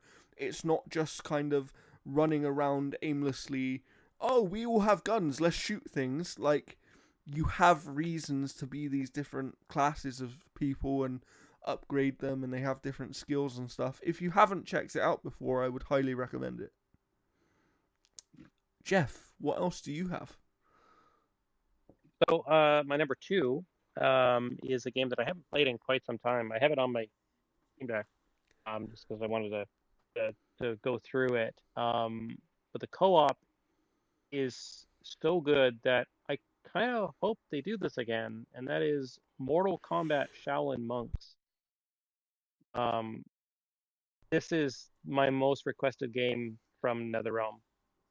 You know, they've been kind of teasing some type of, return to it in some capacity. But it was just so much fun because you could like um, throw someone into your co-op partner and then continue the attacks and stuff. So it was just super fun to play. Like it just, you play as like Liu Kang or Kung Lao, and then they're originally going to have like Sub-Zero and Scorpion, or like the sequel. I think it was Mortal Kombat or Fire and Ice. I think was what it was going to be. Um, but no, it was just it played incredibly fun, and the co-op was just like a good, just amazing beat 'em up. And those types of games are great. Whether it's like like the Final Fights and all that kind of stuff, like those types of games, even like the TMNT game, Shredder's Revenge, like those types of games, like they're just incredibly fun. But Mortal Kombat Shaolin Monks it was the Mortal Kombat 1 storyline, um, just redone, to be this brawler, and it was just incredibly fun. Yeah, for sure. I missed that game because of my age at the time, but I've heard nothing but good things about it. So yeah, Worked on that. Keith, we're back to you again. Give me some more co-op games. Well, let's see. You may have heard of this game. It's called Teenage Mutant Ninja Turtles: Shredder's Revenge. Fantastic game, and me and Jeff actually played the thing in co-op. So, yeah. Holy crap, that game is madness in co-op. It's 6 players. Holy crap. So before the game came out and we had access to a review copy, we played on PC. And because PC also has a Steam remote play, we all played, and it was just chaos. It was like being back in the arcades, and it was, oh my God, it was so much fun. It was great. Except for Carl. It's Carl so kept good lagging that out. I want to play that Power Splintered Fate Rangers. that just came out on Switch. I want to play the Power Yeah. Rangers game that's Teenage coming Mutant out. Ninja Turtles roguelite. It just looks like TMNT Shredder's Revenge with Power Rangers. I cannot wait for that. Well, they have friggin' Karate Kid coming out that looks like Shredder's Revenge. Oh, I haven't Yeah. seen that one. Yeah, it's coming from Game Mill. I'm hesitant about that just because of the developer, but I mean, yeah. I just like Karate Kid. I started watching Cobra Kai last night, the first part of this final season. I've got 2 episodes left, so you'll hear about that more next week when we speak about some more entertainment for once. But I have another co-op game, and it is a fairly recent one. It's a game that's actually getting a fairly big expansion soon, so I will be going back to it.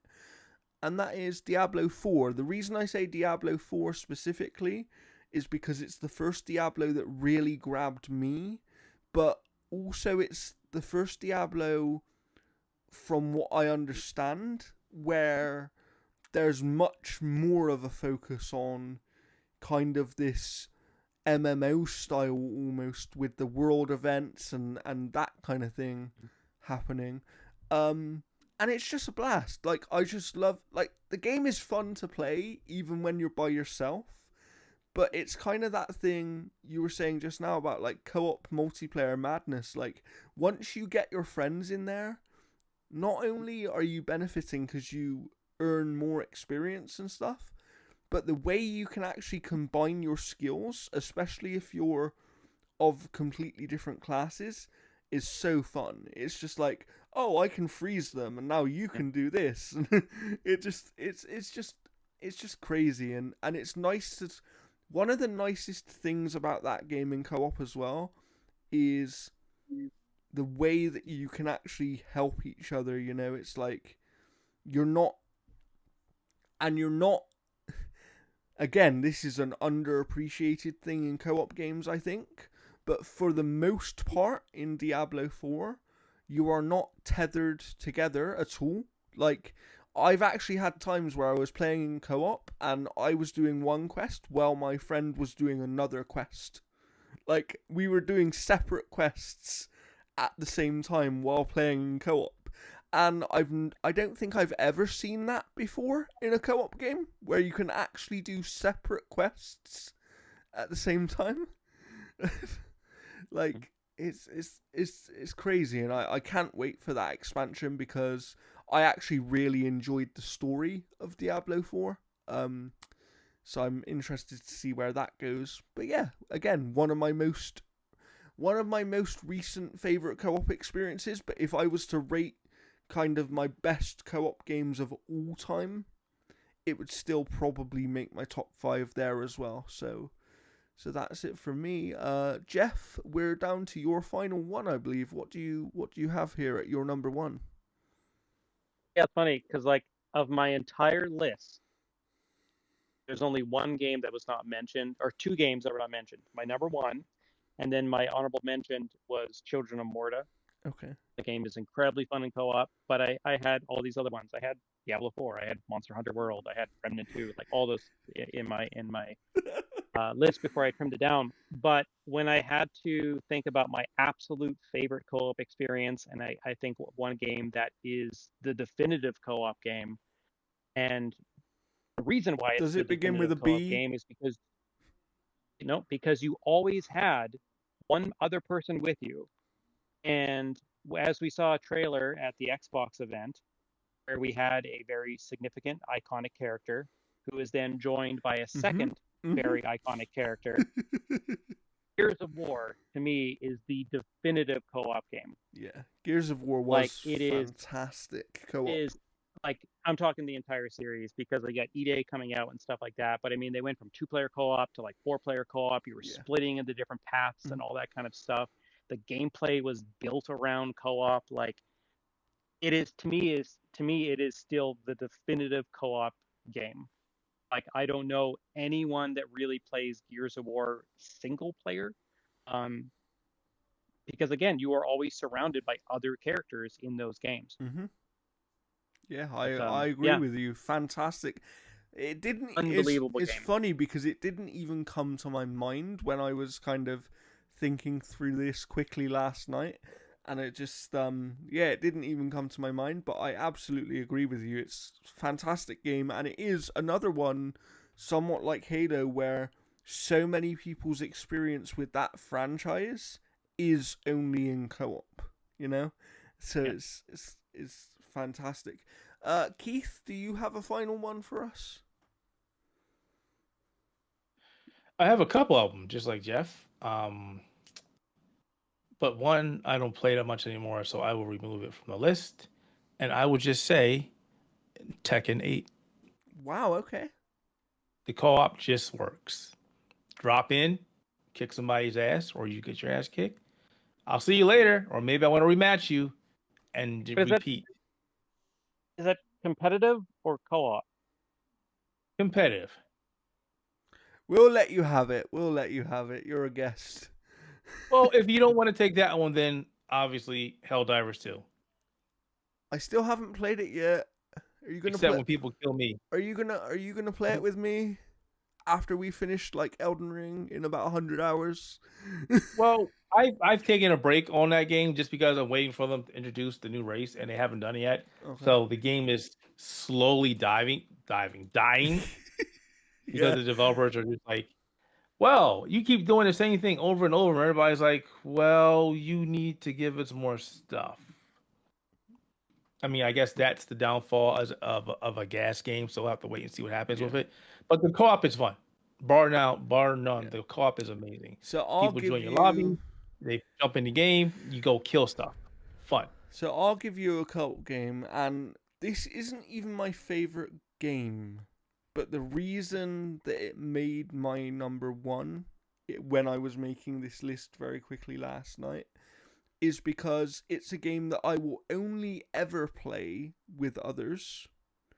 I would never play it on my own. And it's a game that many people only ever play with others, probably millions of people every day, actually. And that is Fortnite. I think Fortnite is one of the best co-op games that there is. like, It's fun. it's I love it. competitive. You're working together at the same time. You can show off your different characters that you've either purchased or earned through gameplay. It's a lot easier to do missions too when you're in co-op because you have everybody kind of working together towards increasing those like Yeah. mission bars. And you know, like I said, for me, Fortnite isn't the most enjoyable game ever. Like, I enjoy it, but my enjoyment comes mostly from, oh, I'm going to play this with my friend. And me and Jeff have played it together quite a few times, actually. We've won a couple of matches, but it's just fun. And it's just like, you know, some of the stuff you can do, it's cool. Like, it's a cool game. It's basically more than a game at this point. It's an entire platform, so that's weird. But yeah, I think that when we're talking about co-op games, we often forget about those that allow co-op in a competitive setting, and Fortnite is probably among the best of those. So therefore, it would be my number one, I think. Now let's talk quickly about some co-op games or co-op modes that we wish we had finished that we haven't got to finish. Because Jeff, I know that you have one or two over there, so why don't you give us some? Yeah, I mostly just got one, just so we can start getting into kind of what we've been playing as well too. And it's like I've always wanted to go through and complete 2013 Star Trek. I only played a little bit of it in co-op, but it was a game that like I really enjoyed what I had played. I just never got around to actually beating it. Keith, do you have a co-op game that you either wish you had played or haven't finished that you wish you had finished? No, because I've played pretty much every co-op game that I wanted to play. I was expecting you to say, Jordan, I want to finish Elden Ring with you. But you said haven't played, and I haven't played it.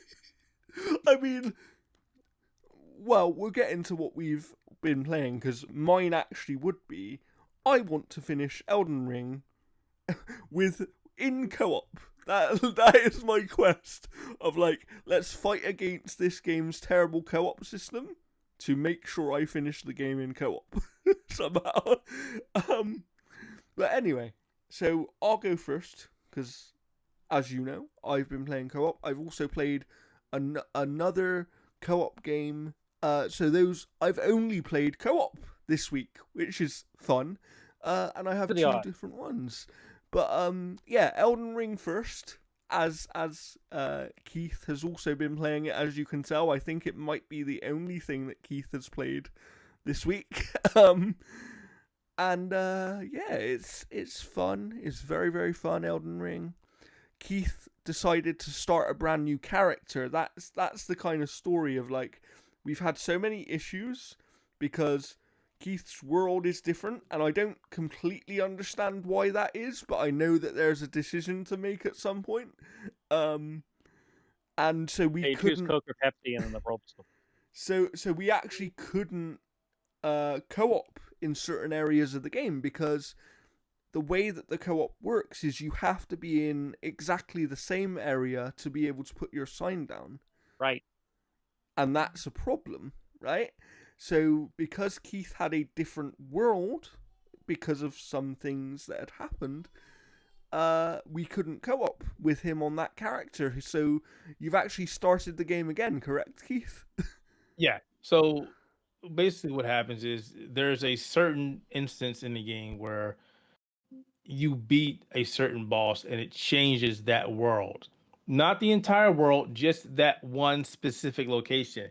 And because that location changes, the site of graces change and locations change. So literally at one point, Jordan was at a location in the game where I was, but because my world was completely different, it looked different and he couldn't summon me because the game was like, nope, we're not in the same place anymore. So that was kind of a problem. Yeah, and that's why you couldn't. That's why. Well, that's part of the reason I'm stuck on Godfrey. Don't worry, I'm not a wimp. I have tried him myself several times. Keith even watched me trying him the first few times by myself. Should just go beat Radon and get the mimic turd. Fair. Fair, I probably should. But yeah, so basically, I couldn't summon Keith for that fight because the world was different. So that was a bit of a problem. But I'm very much enjoying Elden Ring. Like I was saying earlier, as I've kind of come to grips with what the systems are and how certain things work, it's been much easier. I also, was given some good gear by Keith, which helped me out a lot because it just saved me having to kind of find things. One thing, Jordan. Mhm. I'll have to find out the type of pots. There's a type of pot.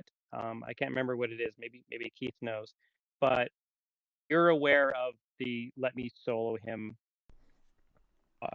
Yes. player, right? And the boss in which they're known for. Yes. In that fight, she does this attack where she jumps up into the air, and then you literally just dread fills your soul. You're like, I'm fucking dead. If you throw a pot at her, stops that attack and stuns her. And like I've seen people react to this video going, what? Like it's ridiculous because I was watching this video and I'm like, I had no idea that you could do that. Mhm. One thing as well too, if you find that you're dying and stuff like that, like fairly frequently, jump most attacks, don't dodge. So Because when so you yeah, jump, your Keith lower half, Keith your taught lower me half this is as well. literally Jumping more. invincible almost. Mm. Yeah, Yeah, like I when think when you dodge, you use more stamina. I think the big thing of Elden Ring, and I like to see other people doing this now or putting into the game, is there's a jump button in Elden Ring, and a lot of people are so trained on playing other FromSoft games. They're like, there is no jump button in those games. There's a jump button in this game. You should use it. Use it to get the hell out of the way of things. There is a jump button, but it's so amazing that people are still dreading Millennia. It's like you go in there, it's like crap. You see her jump in the air, and she's like, and everybody's like, oh crap, she's about to mess me up. And the easiest thing I tell a lot of people is stop locking onto her and run the opposite direction. She'll completely miss Fast. you when she dives down. Yeah, just don't lock onto her and run. People lock onto her, and then the camera forces you to look at the character, and she's like, oh, I'm just gonna kick your butt. Don't lock on, or the second she jumps up, unlock, run. It makes it a lot easier. Or play in blood weapons, or playing co-op with Keith, and or bring in massive hammers and stun lock her to death. And he can just. Jordan, I'll have to send you this video. It shows like the jumping stuff and the attacks that miss. My God, it's hilarious. It's so funny, and there's so many neat little tricks and stuff like that. But the pot one was just hilarious. Yeah. I do have to yeah. talk about while I'm on Elden Ring, I have to talk about something I really enjoy, but I also hate, and that is being invaded in Elden Ring, because I wish that when me and Keith are playing sometimes and we're trying to do like a very specific thing, I just want to not be invaded. Like, there should be an option for turn invasions off. But then on the other hand, when we get invaded sometimes, and I'm just stood there, they don't even know Keith's there, and then he comes up behind them and just like absolutely destroys them with this. It's just, I know a lot of people like the PvP in Elden Ring, and I get that. That's why they put it in a Coliseum, so you can actually do that in an early fashion. But there are a lot of people out there. There are a lot of YouTubers, a lot of influencers, people I watch. They're like, we're going to just invade people. We're going to make these over-the-top, ridiculous kill you builds to invade people's games and make their life a living hell. And I hate that. Yeah. And I'm not trying to cause an issue or being rude or disrespectful, but excuse me. But if you're going to go do that and be that much of a pussy instead of going to the Coliseum, I have no respect for you. So I'm going to take my ultra power build and destroy you. And I know some people take that as a challenge, and that's fine. Anytime somebody comes, we play one person, they literally just pissed me off. And I was like, that's it, I'm done. I'm literally done now. Yeah, there was one So next person time, that annoyed you, and then it was like, okay, I'm gonna get a build to basically just kill everybody now. so And when then they come in the game now, I'm like, I'm done. I don't care anymore. yeah. It's done. And You're then the gone. funniest Done. thing is some people are actually really nice because some people can tell that you're trying to do something if you just like do certain things, and they will let you kill them just for like, we've had that quite a few times where certain people will invade and then they'll just let you kill them. But the thing with that, Jordan, is I don't think they're letting it because they can leave on their own. Yeah. You can wear Remember that the one ring, time we whatever, were that playing and summons the guy the just hunter. disappeared? Yeah. He just like he went back home. And the other guy that like killed himself. The other one yesterday was devious. So check this: we were in a place. I was trying to help him get a spirit ash, and we were in a location where there was one of those fire traps. And I was like, "Watch this!" I hit the fire trap, and we went back into the room. We stayed in the room. It's like, if the person is looking for us, they've got to trip that fire trap. Either they're going to get burnt by the fire trap, or the time they're taking the fire trap down is when we go attack them. So we're watching this person hurt themselves over and over and over because they're trying to get to us. Yeah. And then eventually get to us. The second they put the fire trap down, like, go get that person. I don't think that person had a chance. Just go get him now.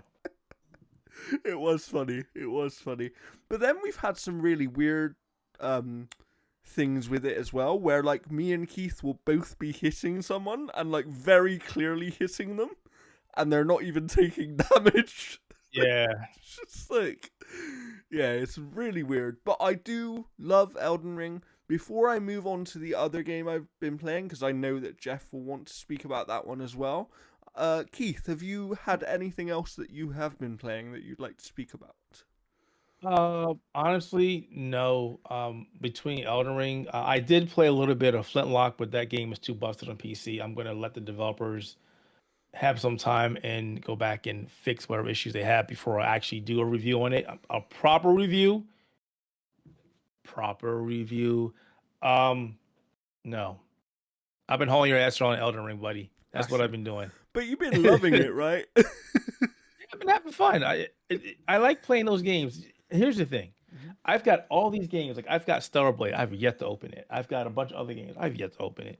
Jeff's about to come through the screen and get you because Stellar Blade is his favorite game of the year so far. Look, there's a disc in there. I got Stellar Blade to support the developers, but I still want Stellar Blade on PC. On the PC. Yeah, I know. You announced it when it was Stellar something Blade else for the controller, like PC. that Deadpool one. Oh, I want that Deadpool controller. We didn't even speak about that, but That doesn't exist. It'd be funny if it did. I'd be like, wow, look at this. You literally say, I can't handle all this ass. I mean, they're gonna give it away to someone, right? Oh, I wonder if someone's gonna 3D print the back where you could just put it on an Xbox controller. Probably. Done.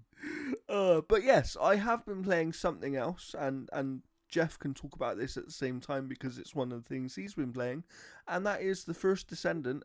Jeff's actually finished it. I think you're gonna be. Have you done the review yet? You're gonna be reviewing it, right? It's like 70% written. Nice. I've only played the first few hours of it, and what I'll say is, look, this is a free-to-play game that is essentially combining kind of Destiny with Warframe and a few other things, but it plays really well. Like, it feels good to play. Really good to play. The story is interesting. The cutscenes are really good looking, like good cinematic scenes here. Decent voice acting from what I can see so far. And yeah, the main thing is like how this works is you get different descendants and they each have different powers or skills, kind of like Destiny, right? And then you're obviously getting different weapons, upgrading those. You can add modules to them and all this kind of stuff. Jeff can talk to all of it more.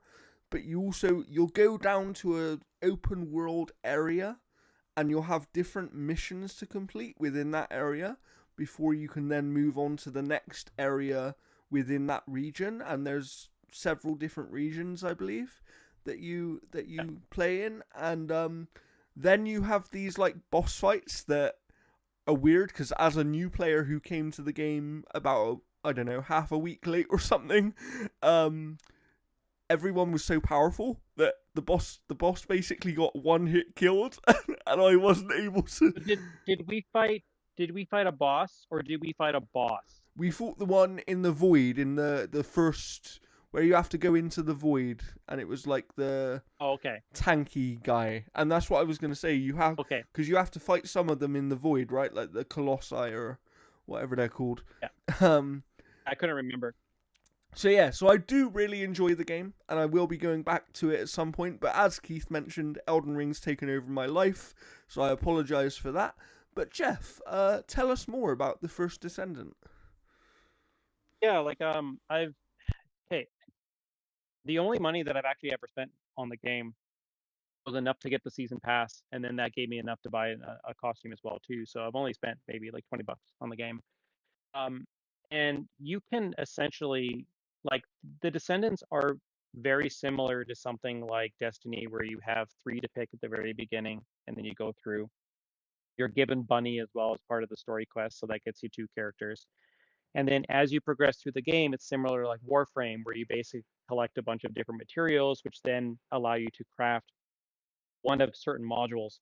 And then those modules, once you craft them all, you can then craft the character. And it takes about 16 hours or so for the character to be fully crafted from those final modules. So you can go through the missions and grind them and then earn those materials, or you can just flat out buy the Descendants as well too. The ultimate Descendants, which are like an ultimate version of those characters, exist for a certain number of characters, and those will be released as they progress. Those characters are like pretty much like $100 to unlock, but you can grind that stuff if you want. I think the cost of the ultimate guys is just ridiculous. But when you see what Ultimate Bunny looks like, people are like, "Where do I put my credit card?" Yeah. You know. But no, like you can basically like grind away at those characters, and the ultimate ones for the hundreds whatever, that comes with a whole bunch of stuff as well too. The other thing to say is the game has crossplay, right? So there is crossplay in the game. I don't know if there's cross progression though, because I was thinking about maybe playing it again on PC, but if it doesn't have cross progression, I'll probably just stick with my Xbox. The only way it would have cross progression is if you had a Nexon account, and I don't remember making a Nexon account. That makes sense, actually. Yeah. So it seems like there's no cross progression. So that sucks. But there is there is cross play. So whatever platform you're on, you can play with your friends as well. So keep that in mind. Yeah, like my friends playing on PC, and yeah, but no, like the game is incredibly fun. Like everyone was saying, it's like, oh, it's like a soulless cash grab. I'm like, well, not really, because like you can play a shit ton of this game without spending a single dollar, and you can unlock like 4 or 5 characters without really even trying. Yeah. And like it's super fun. Like it's clearly inspired by Destiny. I mean, they're not being shy about that. They've mentioned that more often than not. But no, it's like the shooting feels really, really good. The gunplay is solid. The Descendants all feel uniquely different. Like Valby, she almost like swims through water, almost like a dolphin, and you kind of surround and like drench the battlefield and all that stuff. And then Diessa has like frost powers, and you have Freyna, who's like all like poison equipped. So I'm playing as Ajax, and I would say that the only thing I don't enjoy about the game so far, or that I think could use some improvement, is that certain skills, at least for Ajax, are not that accurate, and you don't really know where you're actually aiming them. So they kind of, like, Ajax has this one where he jumps up into the air, goes forward so much and then kind of does like a ground pound to damage enemies. Yeah. But the problem is there's no way to know where I'm actually aiming that. So half the time I actually end up jumping over the enemies like much further than I needed to. Yeah, it could be like, for the lack of a better term, a skill issue essentially in terms of figuring how that thing works. Mm-hmm. But there's also like orange module cards that you can get that you place in your descendant that will change how your special abilities work.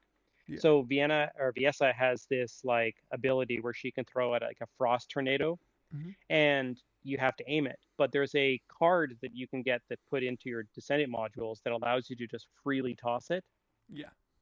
without aiming it. Nice. Um, Nice. so there could be something there because there's a lot of stuff. Because like I got these like Wolverine claws essentially, and I'm like berserker barraging like everywhere, and like Nice. I've leveled those things up entirely, Mm-hmm. and those things are like great. Like I don't know, So, like I and think this Jeff, game is you'll know fantastic. this because I don't know. Obviously, I'm still early on in the game, but let's say that someone wasn't really in the grind for this game and just wanted to play through it and then be finished. How long would that kind of main quest line take you, do you think? Well, I mean, depending on, I mean, if you stick with one character and stuff like that, you could probably get like, probably like 30 or 40 hours because like again, you kind of need to be level appropriate Yeah. because like you can beat the story and then defeat the last boss that then converts you to like hard mode essentially Mm-hmm. in a way. And this one's more like a Destiny raid or like raid boss where like it's got mechanics because like there's a thing where like you have to pick something up every 2 minutes or it'll wipe the entire team. You have to like shoot this thing in the mouth when someone grabs the item and they're running around for 2 minutes or whatever while you're trying to shoot the thing out of the mouth. So like there's decent mechanics, but like once you start getting into some of the deeper like strikes, those feel like Destiny raids in a lot of ways because you're like you have like a grapple hook and you're grappling over lasers that are rotating and stuff, and you have to do all sorts of like different platform jumps and stuff like that. Nice. And I do like the fact that the game's in third person Mm-hmm. because if you're going to have a game that is about buying skins and buying all sorts of stuff, it makes It's nice to zero be able sense to for that see it. game to be first person. Yeah. Um, We only have a bit of time left here. So I quickly want to ask Keith. Keith, do you have any interest in the first Descendant? No, Interesting. I don't know. Interesting. I don't know. Okay. That's I've played so many games that are within that vein of games, and I know a lot of people say don't say it, but I played a lot of Destiny, a lot of Destiny 2. yeah. I'm just Burnt out on I'm on done with that type of game. yeah. I've here. I mean, let me open up my Steam account here real quick. He's gonna tell me That- now that he's played like That's 5,000 not hours. counting. That's not counting. That's not counting playing it on the PlayStation. Okay. So Okay. of course, Steam is now updating. I want to say 300 plus hours in Destiny 2. Like I was That on is it a lot. nonstop. That is a lot. All right, here we go. Destiny 2 survey says, Oh. I'm sorry, 707 hours in Destiny 2. Wow. Okay. Okay. That's a lot of yeah, but hours. that most of that time was spending trying to figure out where to go on the next mission. Like, Probably. To Uh, give you a comparison, my Dark Souls 3 on the PC is 1,018 hours.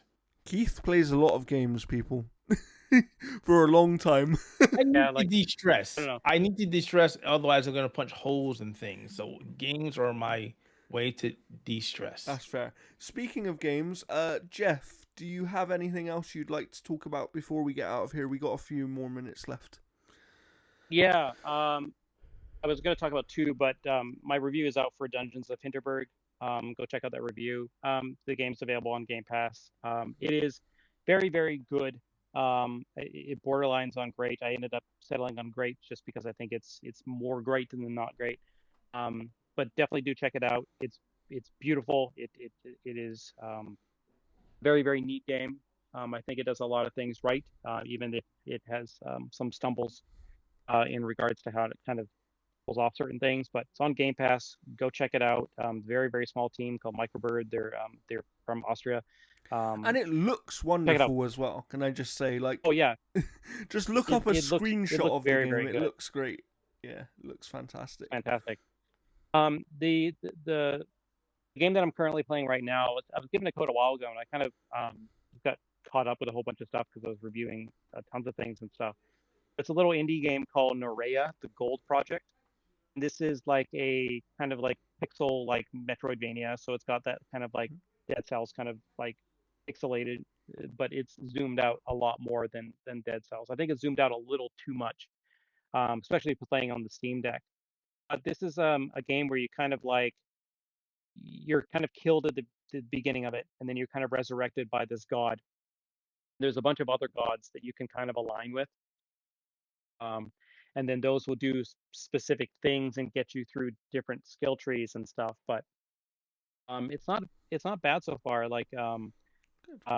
I'll talk about it probably more on the next episode. But Yeah. basically, it's got like a lot of the staples that you kind of expect. It's got like the wall jumping. It's got like this ability where you can kind of create like a ghost version of yourself, and that ghost version can fight these enemies that are purple because when you're in a normal form, you can't kill them, and Oh, they're okay. so annoying. That's interesting. So there's an area that I can't wait to go back because I just unlocked that ability. Hmm. And but you can use it where like if you're here and you need to get here and there's a wall there, you can actually manipulate and use that ghost ability to get to the other side where your physical form can't and then unlock the door. So there's a lot of neat little like mechanics on how you're manipulating Yeah, the world that there. sounds like a well-designed video game. Yeah, it's pretty neat so far. Like visually, even if you played the early access version that was before, they've added a lot more detail and kind of color and world to its world. They've added a lot more background elements and things like that to make it kind of look a lot better. But I haven't encountered any of the big bosses yet, and I have been all over this map. I know where they are because I've unlocked the ability to tell me where they are. But you have these different skill trees that are all based off the gods and the alignments that you have with them. So, like, you have a bar at the top that shows you that alignment. So, as you visit these statues and then convert more alignment, it allows you to work up those skill trees.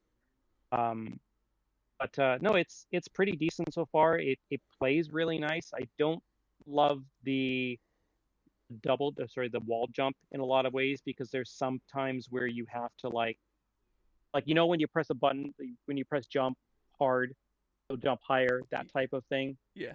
There's parts where like you literally have to like just hit the tip of it to then jump and stuff, and if it had been lowered a little bit more it probably would have been a little bit easier to do a lot of those like those wall jumps, because there's That a makes boss where you sense. literally have to like wall jump, get back to them, attack, get slid off, and then work your way back up.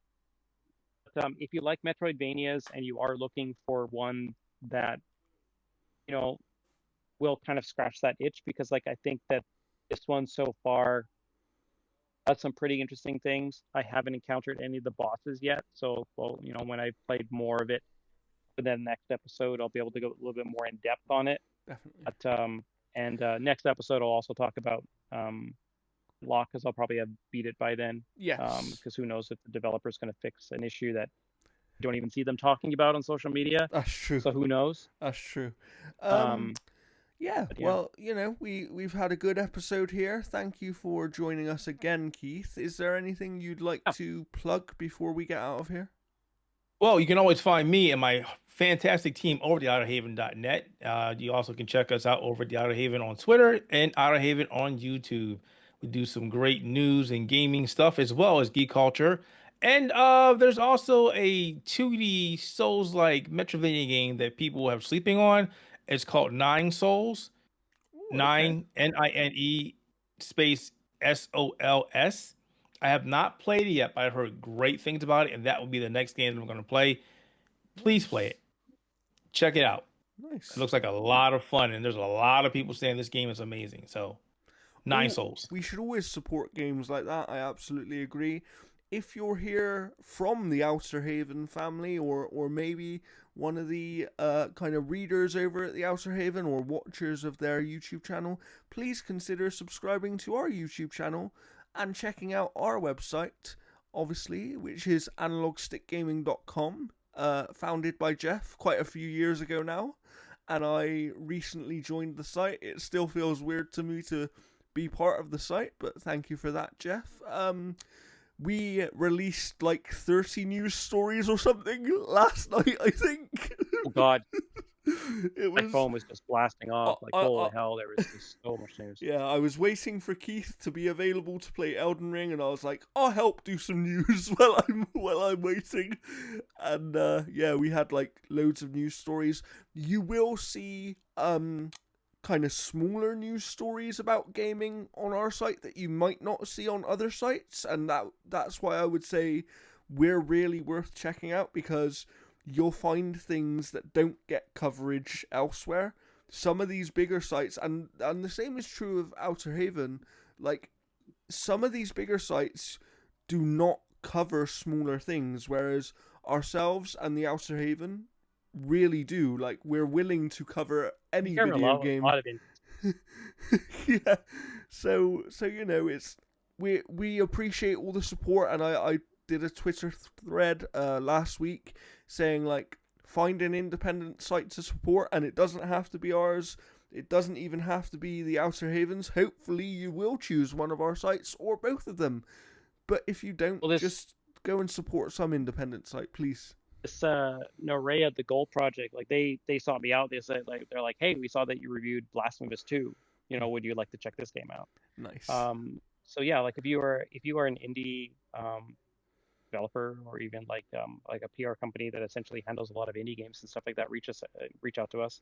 Yes. If we've got the time, we'll definitely, check out the game. Like, it may not necessarily end with a full completed review, but we'll get at least some coverage of the game on the podcast here. Yeah. And you know, if you have anybody else you'd like us to try and get on the podcast, let us know. Maybe we should get the whole Outerhaven team on here eventually. Just one a week. We'll get everyone. How much Advil or Tylenol do you have? Because you're gonna need it. Everybody at once. Elden Ring spoiler cast. Let's go. Well, only like three people over there. I'm totally not opposed to that. You know, that would be fun, but yeah. Yeah, no, I know that feeling. But yes, please make sure you're following all of us. All of our links will be below. Make sure you go and check out the Outerhaven, as well as our own site. Please don't forget to like, subscribe, share this episode with all of your friends and family. We will see you next time, and I'm sure that we'll see Keith again, but you'll never know when he's going to appear. We're not even going to announce it ahead of time. He's just going to turn up like some magical man to save the day, just like in Elden Ring. But you know where I will be at? I will be at PAX West at the end of July. I'm sorry, Nice. August to September. So I'll be there. Nice. So if you're at PAX West, I will be going. If Say it again? I was saying, if you're there and you see Keith, please go and say hello to him and say that you saw him on our podcast. I had a lot of people walk up to me at Summer Game Fest. Like, hey, I'm like, who? What? Oh. Hello. There we go. And I hope you've enjoyed this episode. But for now, I need to go and eat some food. And I'm also melting because of the heat. So I apologize. But we will see you next time. But for now, it's a goodbye from me. Take it easy, folks.